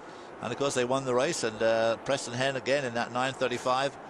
Very, very good run for them. And, of course, so sad that Bob Wallach met a very untimely end just outside the Sebring Raceway riding his bicycle, and got hit on the back of the head by the rear-view mirror on a truck. Passing truck. I mean, just almost unbelievable. When you think of the miles that Bob Wallach did in a race car, gets killed on a bike getting hit in the back of the head by a rear view mirror. Always a passionate Frenchman, very much a part of the history here at the Rolex 24, as was Supertex. A.J. Foy, there is a reason he is who he is. And I can remember Chris Economaki walking up to Bob Wallach late in the race and saying, well, Bob, what's the state of Franco-American relations right now? After A.J. Foy went thundering through the darkness and the rain and set fast lap and he won the race. Well, it's okay. Thank you, Bob. And AJ, if you're looking in, celebrated a birthday not that long ago. I hope you're feeling well. One of the true living legends of the sport. Well, of course, always a threat in the 500 here too. I mean, just a strong runner in the 500 and the 125 qualifying races. Thus far, the only man to win both the NASCAR Nextel Cup Daytona 500 There's your boy. And this race. Salvador Duran trying to keep up with that astonishing young talent in the 42. Oh, well. Boy, I thought Varsha was going to take him off then, but he resisted the temptation. It would have been almost too good for TV. Oh, well. I'm sure Mum's watching at home, Karen. Okay, let's ride along and see what Salvador Duran is having to do, dancing on the brake and the throttle in these absolutely miserable conditions in the race-leading Lexus Riley. Mist not too bad in that car, is it, really? And the wiper actually wiping the screen. Unheard of. Let's listen to the engine. But a lot of traffic in front, so now you get an idea of that spray. I mean, basically, you just leg it and hope for the best.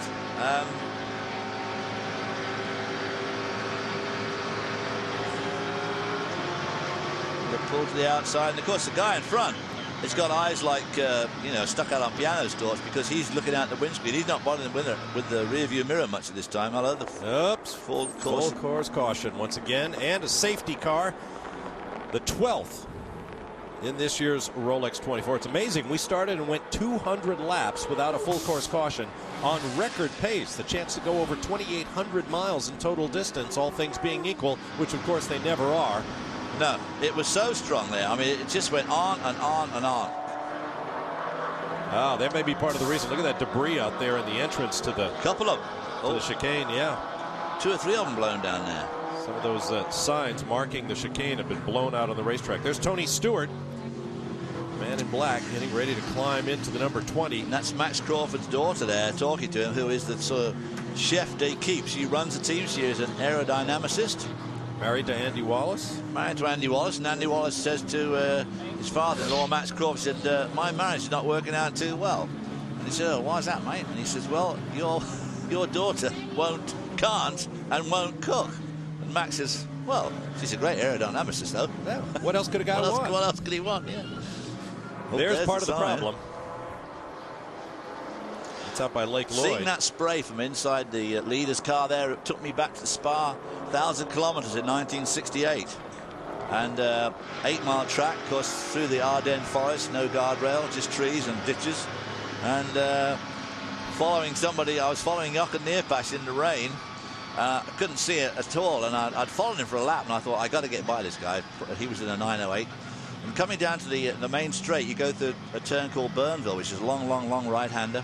And I looked across the apex of the corner, down the straight, could see it was clear, so I thought, right, I'm going to take him now. But unfortunately, or fortunately for me, it was all sold because Jochen spun and took down the local bus stop. There was a bus stop made of plastic and aluminum, and the whole thing sheared it right off. Just sheared it right off, yeah. If he hadn't hit that, he'd have dropped into a field. Let's go down to Calvin Fish in the pits. Well, the number 19 car, the Finley Motorsport entry, just makes his way out of pit lane. Rob Finley behind the wheel. Mike McDowell just jumped out. And these guys are really just trying to hang in there. They've had all sorts of issues all week long. Had various engine drama. In fact, Bobby Labonte, one of the co-drivers in that machine, never got any laps in the car until the race itself. But right now, the number 20 machine is in. So another one of the NASCAR stars, Tony Stewart, we saw him getting kitted up.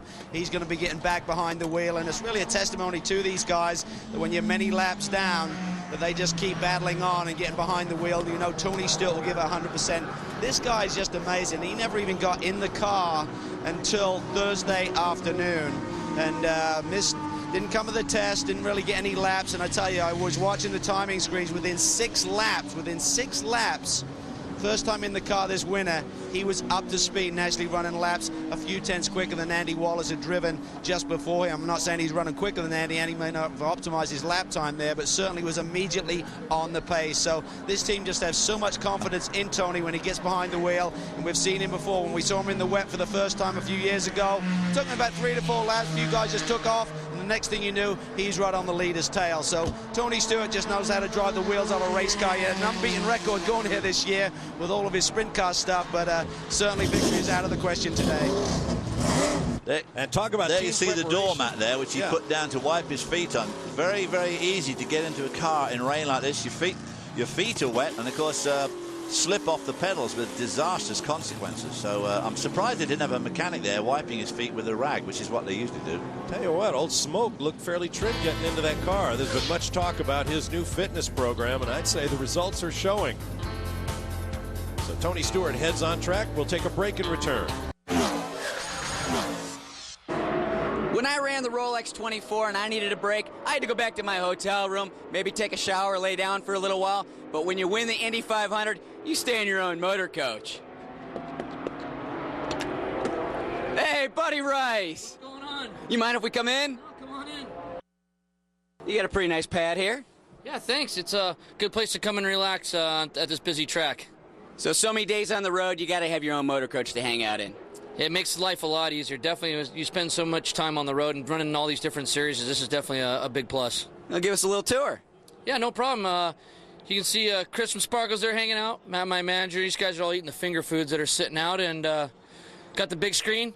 Play a lot of PlayStation on this when you're on the road. Keep yourself occupied. A lot of World Outlaw and Gran Turismo. We had this way. You can see the spread on the food. Like I said, just got out of the car, so we were eating. The wife made all that for us. As we keep heading back, get by the fridge here. Don't mind the stuff to the right. We don't have, those guys are dealing with all that stuff right now. Got to keep themselves occupied for 24 hours. As we keep going back here, this is where relax, like in a little while here, be taking a nap. Kind of got all my stuff laid out. Like I said, just got out of the car and trying to air everything out. Gets all hot and wet inside that car. Now, buddy, I talked to Helio Castroneves earlier, and he was hopping around like a little kid who ate a whole box of Krispy Kremes. Are you actually going to get some sleep in here? I'll definitely get a little bit of sleep. You're going to need about an hour or two cat nap for sure, but, it always takes a little bit. It's hard when the cars are circulating. You're all pumped up. Now, obviously, it always feels good to take a shower. Let's check out the bathroom. That does not look like the bathroom that's in Dorsey's motorhome.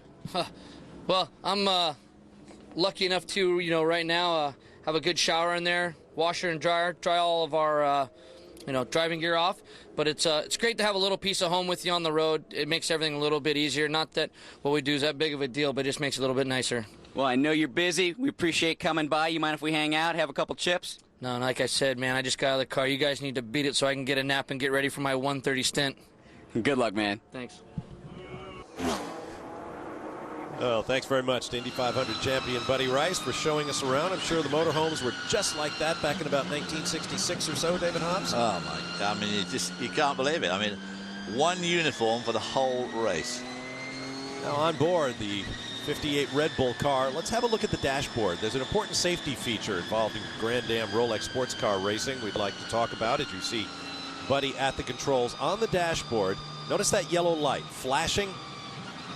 That is added to tell the drivers when we're going to a full course caution, no matter where they are on the racetrack, so they can immediately check the mirrors, slow down, and wait for the safety car to take to the track. Now from an Indy 500 race winner to a neurosurgeon living the dream here at the Rolex. Let's go to Brian Till. Well, Bob, for the diehard fans, they watched the piece last night on Jim Lowe. It's not rocket science, but it is brain surgery, Jim. We talked about your career as a neurosurgeon. You get to come out here and mix it up with the big guys, but not only are you guys mixing it up, you and your team, you've got a podium finish right now in GT.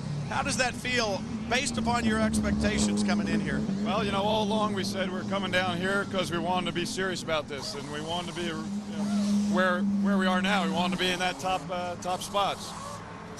Johannes and Ralph and Jim are driving the wheels off the car. And, couldn't have been unfolding any better than we had hoped. And when the rain came down last night, it was your turn to drive. Were you excited about getting in the car? Well, you know, I'm smart enough to know that I had 3 other guys who were better off in the car than I was. So I've been sitting in a nice dry chair for the last couple hours. So it is brain surgeries, guys. You got to be smart. You got to be smart enough to know when to not get in the car, Calvin.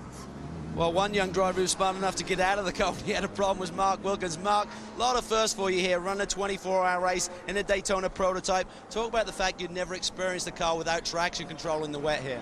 Well, with the amount of power these cars have and the amount of torque, it's very difficult to get the power down. There's a lot of puddling in the infield. It just makes it very challenging. So it's all about just being smooth on the throttle. And the Lexus guys gave us a great engine map, and you know, we'll be able to use that to be consistent and not make any mistakes. Certainly this team having a great run. AIM Motorsports with the number 61 machine, Brian Purcell behind the wheel. But before you came in the pits, you had a problem with the wipers. What happened there? Yeah, just when we went back to green there, I felt something dangling around my legs. I looked down, I thought it was the power steering, but it's actually the wiper blade motor, or the wiper motor. And, you know, the wipers shortly after stopped working and made it even more interesting. So we had to come in and do a stop and get that taken care of. In fact, they don't work now at all, so we're using a little Rain-X and hoping that will work. Okay, well, they're certainly looking forward to these bright skies, but this is the wiper motor, guys. Here it is, and there you see the brackets. There's no way that this team can fix this right now, so they're praying we don't see any more rain today. Let's go back to Brian. Calvin, problems for the 70 Mazda being driven by Randy Popes right now, 4th in the GT class. Some type of vibration and a handling issue out there. They thought it was a tire. He brought it in. Then he said maybe it's the sway bar. They changed tires. They checked the rear sway bar. Nothing wrong there. So Randy Popes right now not particularly happy with that Mazda. When we go back to green, we'll find out whether they fix the problem. All right, thanks very much, guys. The rain has stopped, touch wood, for now. The sky is lightening. We've got hours and hours remaining here at the 45th edition of the Rolex 24. There is a car, battle-scarred, but running right at the front of the class. We'll take a break and return. Stay with us. Back live at the Rolex 24 at Daytona. We have just gone green, and race leader Salvador Duran, right side of your screen there in the Telmex Ganassi Racing Lexus Riley, had to be boosted a little bit by race control. They said he was being a little too balky, queuing up the cars behind him before taking the green flag. We are back underway. No incidents through turns 1, 2, and 3. Through the kink, the high-speed left-hand dogleg, then hard braking for the long 180 horseshoe. It's Darren Manning lying second and Dan Weldon lying third. Old-time races from way back. Oh, Manning, all sorts of types of racing. Manning there would very like to get round that 01 car. Maybe a little bit more concerned about the 02 in his mirrors. You can see just how wet it is.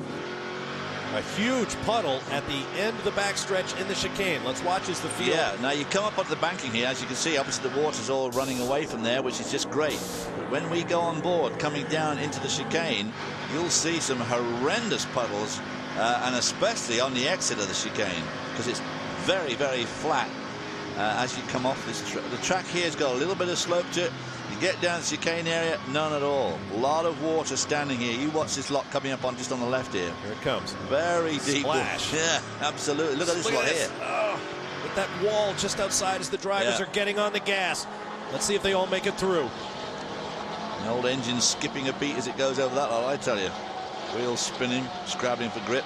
Just as we came on the air, Justin Jackson showed us exactly what can happen if you get it wrong coming off this high-speed chicane. Spray coming off those rear tires. Manning drops back just a little bit. Weldon. The 23 Ruby Tuesdays car, which is a lap down. And then the 10 of Jan Magnussen of Denmark, who once nearly swept an entire season of British Formula 3 racing, and Sir Jackie Stewart proclaimed him perhaps the next superstar in Formula 1, but somehow it never quite worked out for Magnussen. It was really weird that, I mean, everybody thought that he was going to jump into Formula 1 and be an absolute superstar. Jackie Stewart put it down, and he drove for Jackie Stewart. Jackie Stewart said that he just wasn't quite dedicated enough. He continued to smoke pretty heavily, and just somehow it never clicked, and it's such a shame because he looked like he was going to be an absolute superstar, but he's certainly doing a heck of a job here today. This car now running in 4th, only 1 lap down. At one stage was 5 laps behind. In 22nd spot. So these guys have done a heck of a job. It gives you an idea what it looks like from the inside. Romain Dumas behind the wheel. I said he was a lap down. I was speaking euphemistically. He's actually 11 laps down at this point. They get to real top speed. Of course, the water gets blown off the shield, so it's not so bad. This is the Alex Drobe team. They were the fastest in this race last year, but had a number of mechanical problems, broken half shafts that prevented them from winning. This year, once again, although they came in not as fast as they were a year ago, partly due to rules adjustments. Look at that splash. The Ruby Tuesday team has once again had a litany of mechanical problems as they try to work out the kinks in that Porsche Crawford. Doesn't seem to lack for speed right now. Boy, he's humming right along there, going down the inside there of Dan Weldon. Plenty of time to go in this race. There's Emmanuel Collard behind the wheel at the moment, a tremendous sports car driver and long distance driver. He too tried to do Formula One, and I think he had the skills, but he just got in the wrong cars at the wrong time and fell back on the sports car, and he's been an absolute stalwart. And obviously, as we saw there, now catching up with Darren Manning.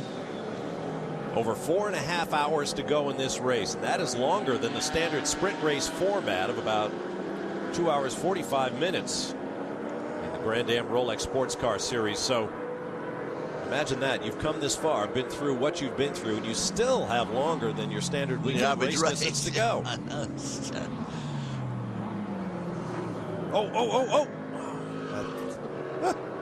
Be still my heart. I thought Dan Weldon might have been about to pirouette there in the horseshoe. There he goes, Emmanuel down the inside of Manning.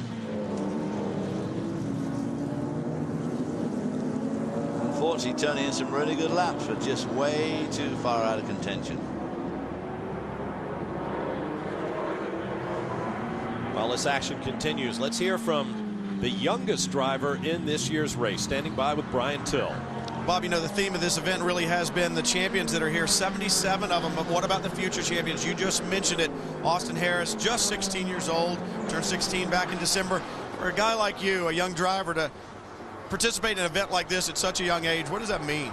It means everything to me. I mean, be out there with the guys that I've watched growing up, and be say I've been on the track with them is like an awesome thing for me. I know you don't have that much experience in cars, but you have done an endurance event. You did one last year, did you not? Yeah, I did a 25-hour race out in California, 25-hour Thunder Hill in a BMW diesel, the BMW of North America. And their last final race, I think, for a few years. And with two guys that know how to drive a BMW reasonably well. Joey Hinton and Bill Oberlin, actually. Yeah, couldn't be better co-drivers. Now, the other thing that's important about this race is that you actually get to prove to your buddies back at Hayward, California, that you actually are a race car driver. Yeah, I don't think they believed me when I said I was an actual race car driver, so I told everybody to watch, and then you'll find out. So this is proving my point right here.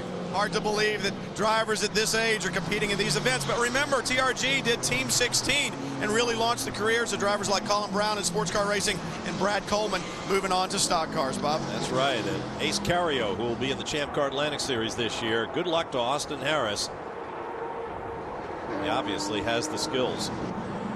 And while we were looking at Austin there, Jan Magnussen in the number 10 car took a position away from Dan Weldon in the 01 car. So old Jan Magnussen again, those sports car skills coming out. Now he's behind Darren Manning, who is a lap ahead of him at the moment. I had a chat with Austin Harris during the weekend, as I did earlier this month during the pre-race test. I must say he's an incredibly poised young man, just turned 16 years of age. I mean, here he is on national television running in a race. Imagine telling a teacher, well, I'm going to have to miss 3 days or so of school. Why is that? Well, I'm running in a world-class endurance sports car event at Daytona. Here goes old Jan Magnussen. Those old skills coming out into the chicane. Boy, a lot of wet here. Without a shudder under braking on this wet surface. And coming up, you can see the car twitching as it goes to that water on the way out. But look how he's pulled away from Darren Manning, just going through that chicane. because he got that right foot planted just that little bit sooner. You saw a bit of a lurch under acceleration through the puddle. That's simply because the wheels had probably come off the ground, at least partly. We'll take a break and return. Plenty of action still to come from the Rolex 24 at Daytona.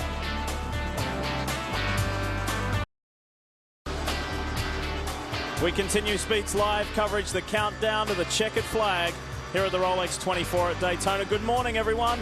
Lee Diffie and Dorsey Schrader with you. We say a big thanks to Bob Varsha and David Hobbs and the boys down on pit road, Chris Neville, Mike Johnson, Calvin Fish and Brian Till. We're ready to roll. We're ready to ramp this up. We have got an exciting finish for you because there are a handful of cars still very much in contention for the Rolex 24 in 2007. 508 laps down, 9 different leaders, but the big thing there, the compelling statistic there, 12 caution periods. When we farewelled you late last night, East Coast time, only 3, and now there are 12, and there has been so much to talk about. Conditions are on the improve, though. As you can see, if you've been with us since early this morning, you'll notice that things are clearing up and getting a little more easy. Although that's not a word that springs to mind straight away when you see these slick, greasy track conditions.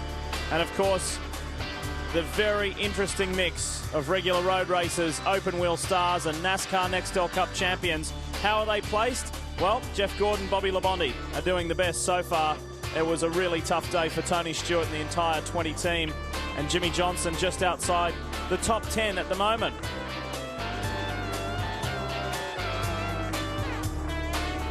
That paints the picture for you as we get back to racing. It's been quite an intriguing night, Dorsey. I'll tell you what's going on right now. The road race guys, the guys that do this for a living, are really shining. Most particularly Thomas Enga, Roma Duma are lapping at 3 seconds a lap faster than any other car in the field. That is amazing, and it's of course due to this rain, the wet conditions that they're used to. Well, Dumas' last lap was a flat 2 minute, 2 minutes even, 0.6. So he is flying. And that is in the 23 Ruby Tuesday Porsche Crawford. And we'll keep an eye on Roma. He's 498 laps down as we ride with him now, the Frenchman. It's only his 3rd appearance at the Rolex 24. He did 1 in a GT car and 1 in a Daytona prototype. And this all-star lineup of he, Patrick Long and Jörg Bergmeister, it really hasn't gone their way. And you would say at this stage, with just under 5 hours remaining, they're a little far out of it. But as we know from years gone by, 44 years gone by, anything can happen with this amount of time remaining. On the other hand of that coin is the fact that this is the time that you want to put a specialist in to make up that ground. If you can lap 2 seconds faster than the rest of the field, you know, conceivably you can start getting laps back. A caution comes. We've been seeing a lot of cautions repetitively. You can get a lap back that way as well. So we've seen cars come back from 4 or 5 laps down. It is possible. Fiorano Racing is a pretty slick organisation. They've teamed with Allegra Motorsports. And Jean-Francois Dumoulin, the French-Canadian behind the wheel, he is a very fast driver. And let's hear more about this team now with Mike Johnson. Well, earlier in the race, this team was 5 laps down, and with Carlos de Quesada, the owner and driver of the car, how have you guys been slowly kind of reeling these guys back in? Well, we've just been, you know, taking it easy, just playing it smart, just good pit strategy, and just being smart out there. We got rid of all our mistakes at the beginning, and it's just backing off and taking it easy now and just clicking them off. So. Well, now you got JF Dumoulin in there. He's actually French-Canadian, so he's used to driving in the wet. Probably perfect conditions for him. Well, he won here in 2003. He won the GT class, and pretty much in the same situation with the rain, so he's got plenty of experience. Now, we've talked about a lot of the larger teams here running GT class. I wanted to step back and take a look at the grid. This is just a 1-car effort going up against 5- and 4-car teams. And if you look over next to me, we've got the Salines Motorsports and how spread out they are. All the parts, all the spares, everything they need. These guys over at the 22 are just having a great run and just really happy. Well, it's a good operation down there at Allegra Motorsports, Fiorano, and it's a good foursome that they've got there. Marc Basseng, Carlos de Quesada, who we just heard from, JF Dumoulin, and Scooter Gable. Scooter ran into some trouble very early in the race. You may remember yesterday when he spun off at turn 1. No damage really done to the car, but they will very much stay in the hunt. It's a great mix in the GT class, mind you. Leading is Dirk Werner for Farnbacher Lowes Motorsport. Then we have got the GM effort, the Pontiac GXPR of Paul Edwards sitting second, and Johannes van Overbeek in the Jim Lowe TRG Porsche running third. And that class is hot. And Dumoulin is sitting fourth. So we'll keep you updated on that. And the highest placed GT car, Dirk Werner, is not that far out of the top 10. He's sitting in 13th place. Great effort.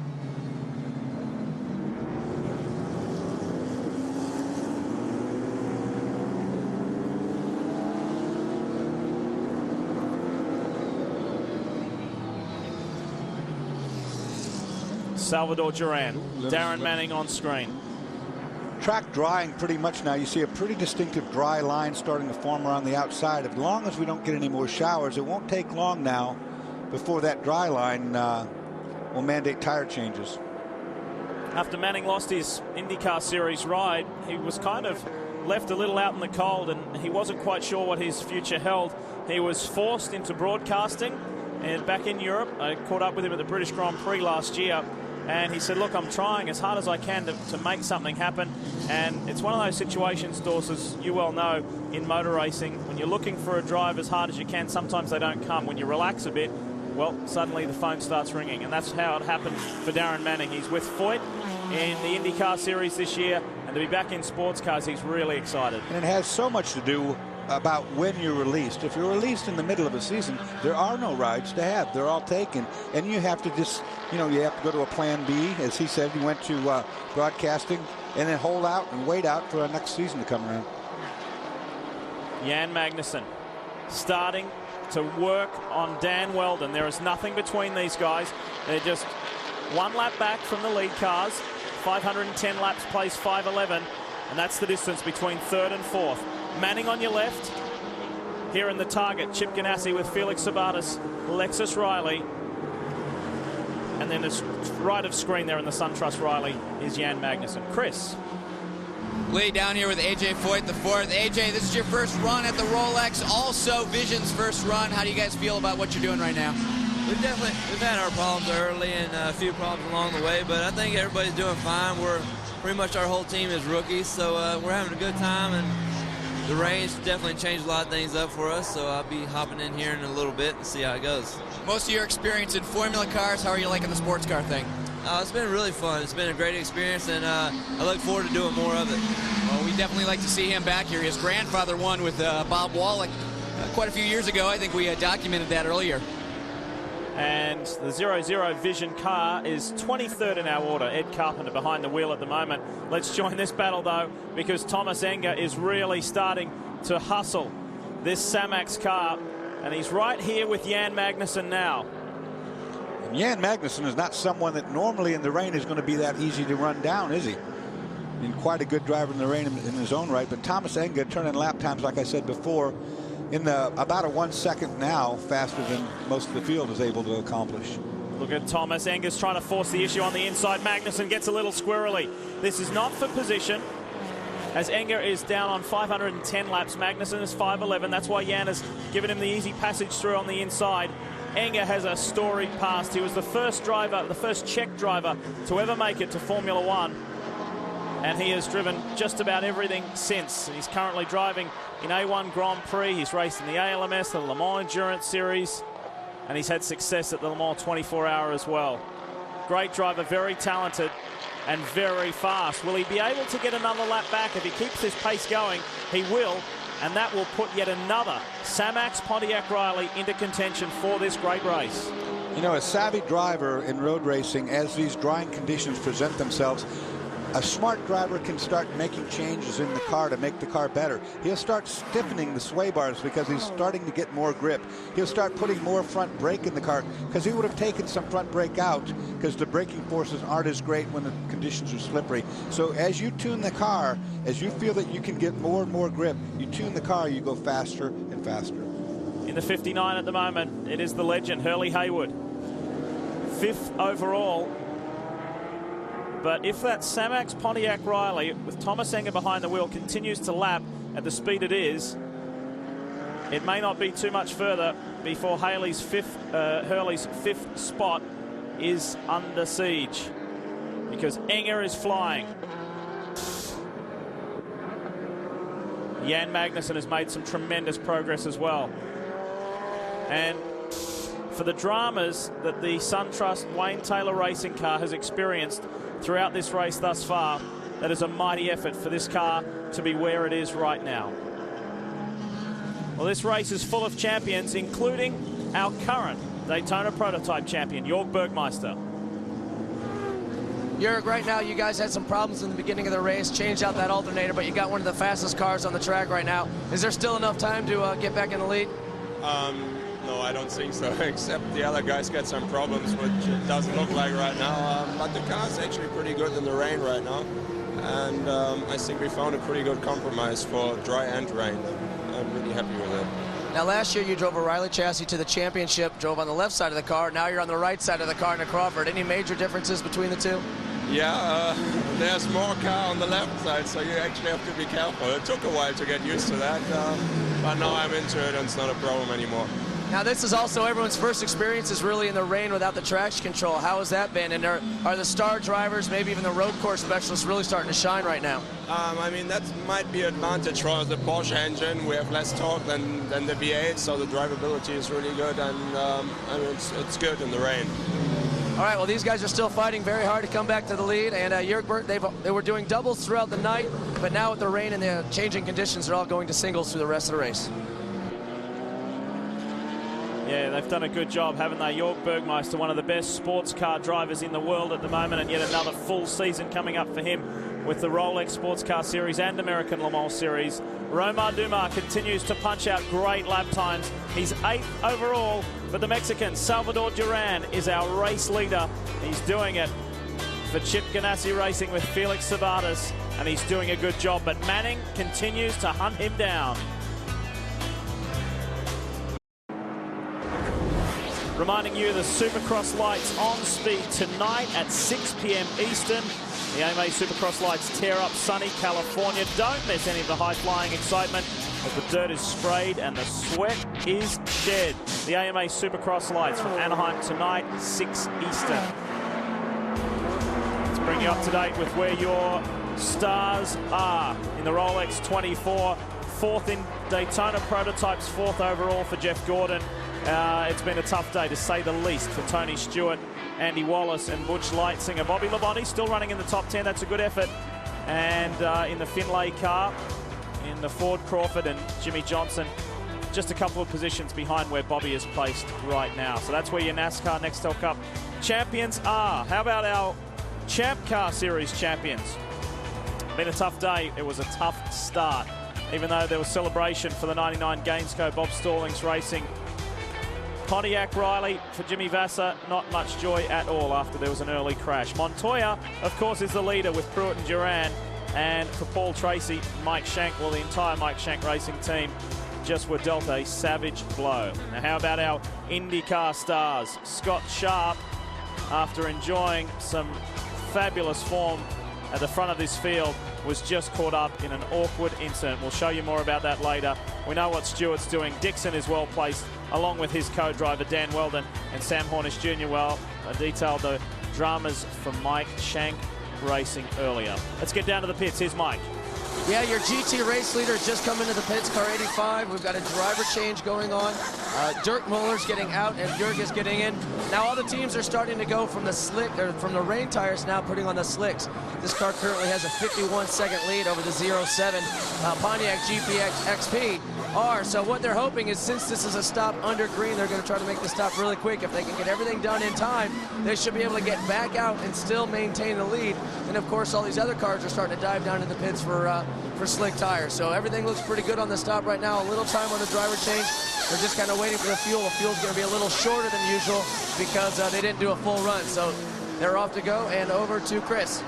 Mike, down here with the SunTrust team, and you can see that they've got a wet weather tire on top of a dry weather tire. Everybody's trying to figure out which direction they're going to go here. The track is definitely drying.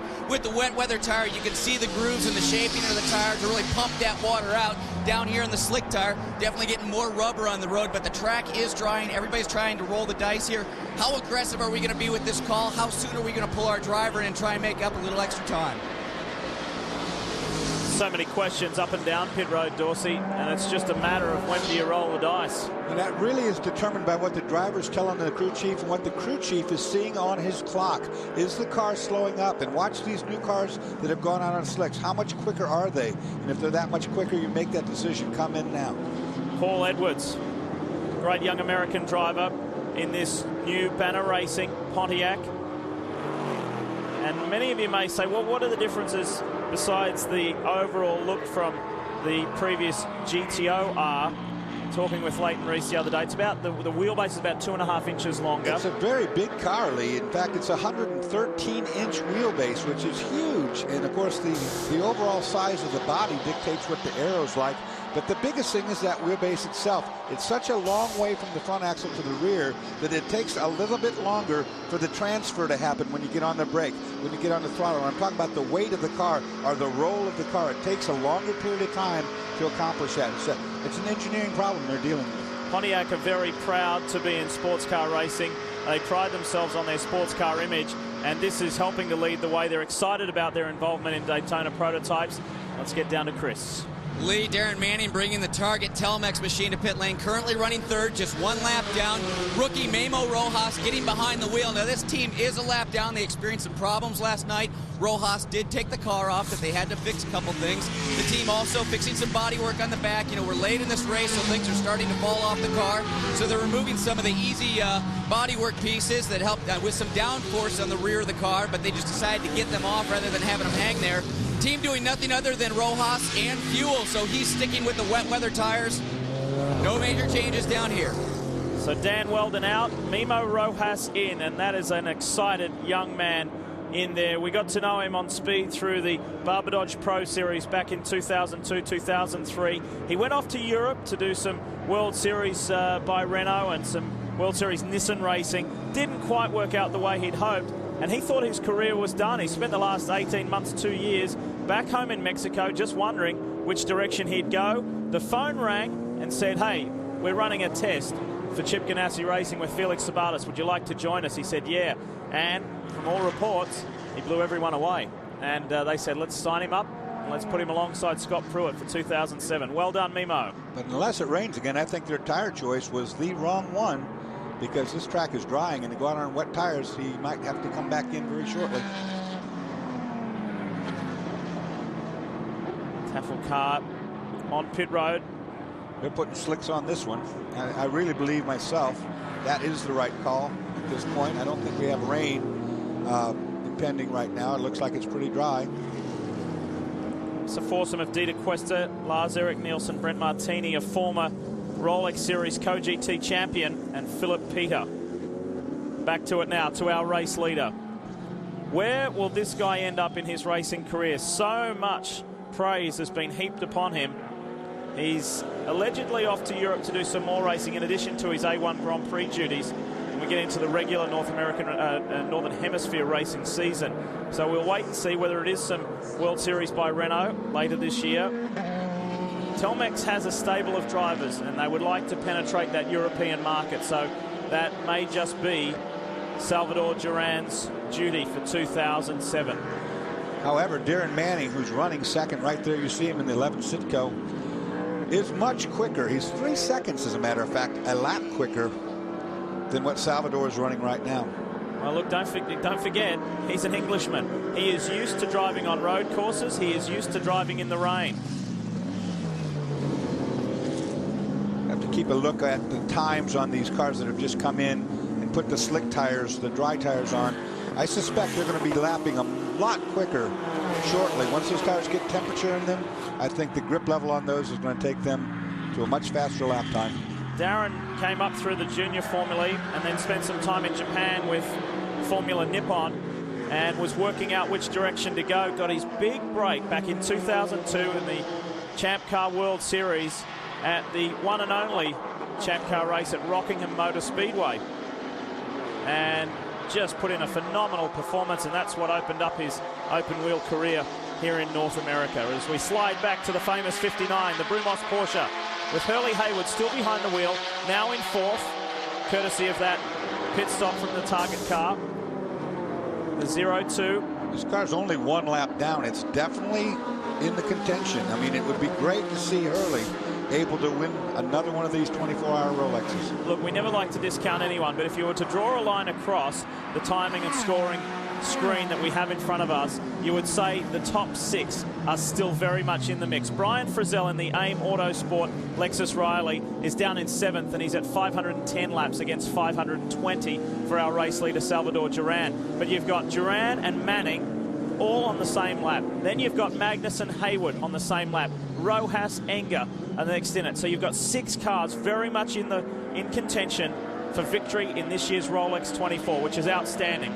To be going as long as we are with just 4.5 hours remaining and have half a dozen cars all with a shot, a serious shot at winning this race is brilliant.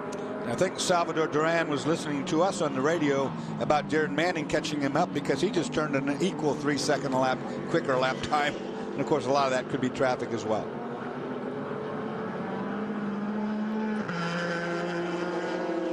Well, this would be very exciting times for Brumos. At the same time, it's a bittersweet situation, isn't it? The 58 was taken out in a completely bizarre crash. Wrong place, wrong time for Scott Sharp late last night. However, that's why you run a 2-car team. If one suffers some misfortune, the other one can carry the hopes of the team. And someone who is fresh from the inside of one of the Ganassi Lexus Rileys is Dan Weldon. He's with Chris. Yeah, Lee, and also a guy who knows how to win this race. Did it last year. Dan, the car was 2 laps down. You're only 1 lap down now. Some of the teams starting to lay out dry tires. You guys stayed with the wet weather tires. What's the track like? It's kind of pretty greasy right now, but what I've learned about the Hoosier tires is the fact that you can still keep them on as it dries out pretty considerably. Actually, we wouldn't be able to do that in Indy cars, but the Hoosier tire definitely seems to be able to go a little bit longer in the damp conditions. So we're just trying to make up a little bit of time right now, so we'll have to wait and see. Memo is a rookie, and he did take the car off last night. Did you give him any words on the track conditions right now? Anything, hey, guy, you got to take it easy out there. We're still in contention. No, I mean, it's pretty, it's just greasy out there. It was real damp, and we struggled a little bit in the heavy rain with aquaplaning, but you know, once it dried out a little bit and stopped aquaplaning, the car was really good. Good luck, keep going, bud. Looks like the 01 is also in pit lane. That would be Salvador Duran getting out, Montoya getting behind the wheel, and didn't get a chance to see what the team put on. It looks like they did pull off wet weather tires. I just don't know if they put on dries or just new wets. 95 Formula One Grand Prix starts, 7 victories, 30 podiums, as he says what he needs to say to himself, and a small prayer, and away he goes. The Colombian, who has excited this Rolex 24 field. Can he remain in the lead when it comes time? 1:30 this afternoon. Manning has inherited the lead for Samax. This is going to be a great race.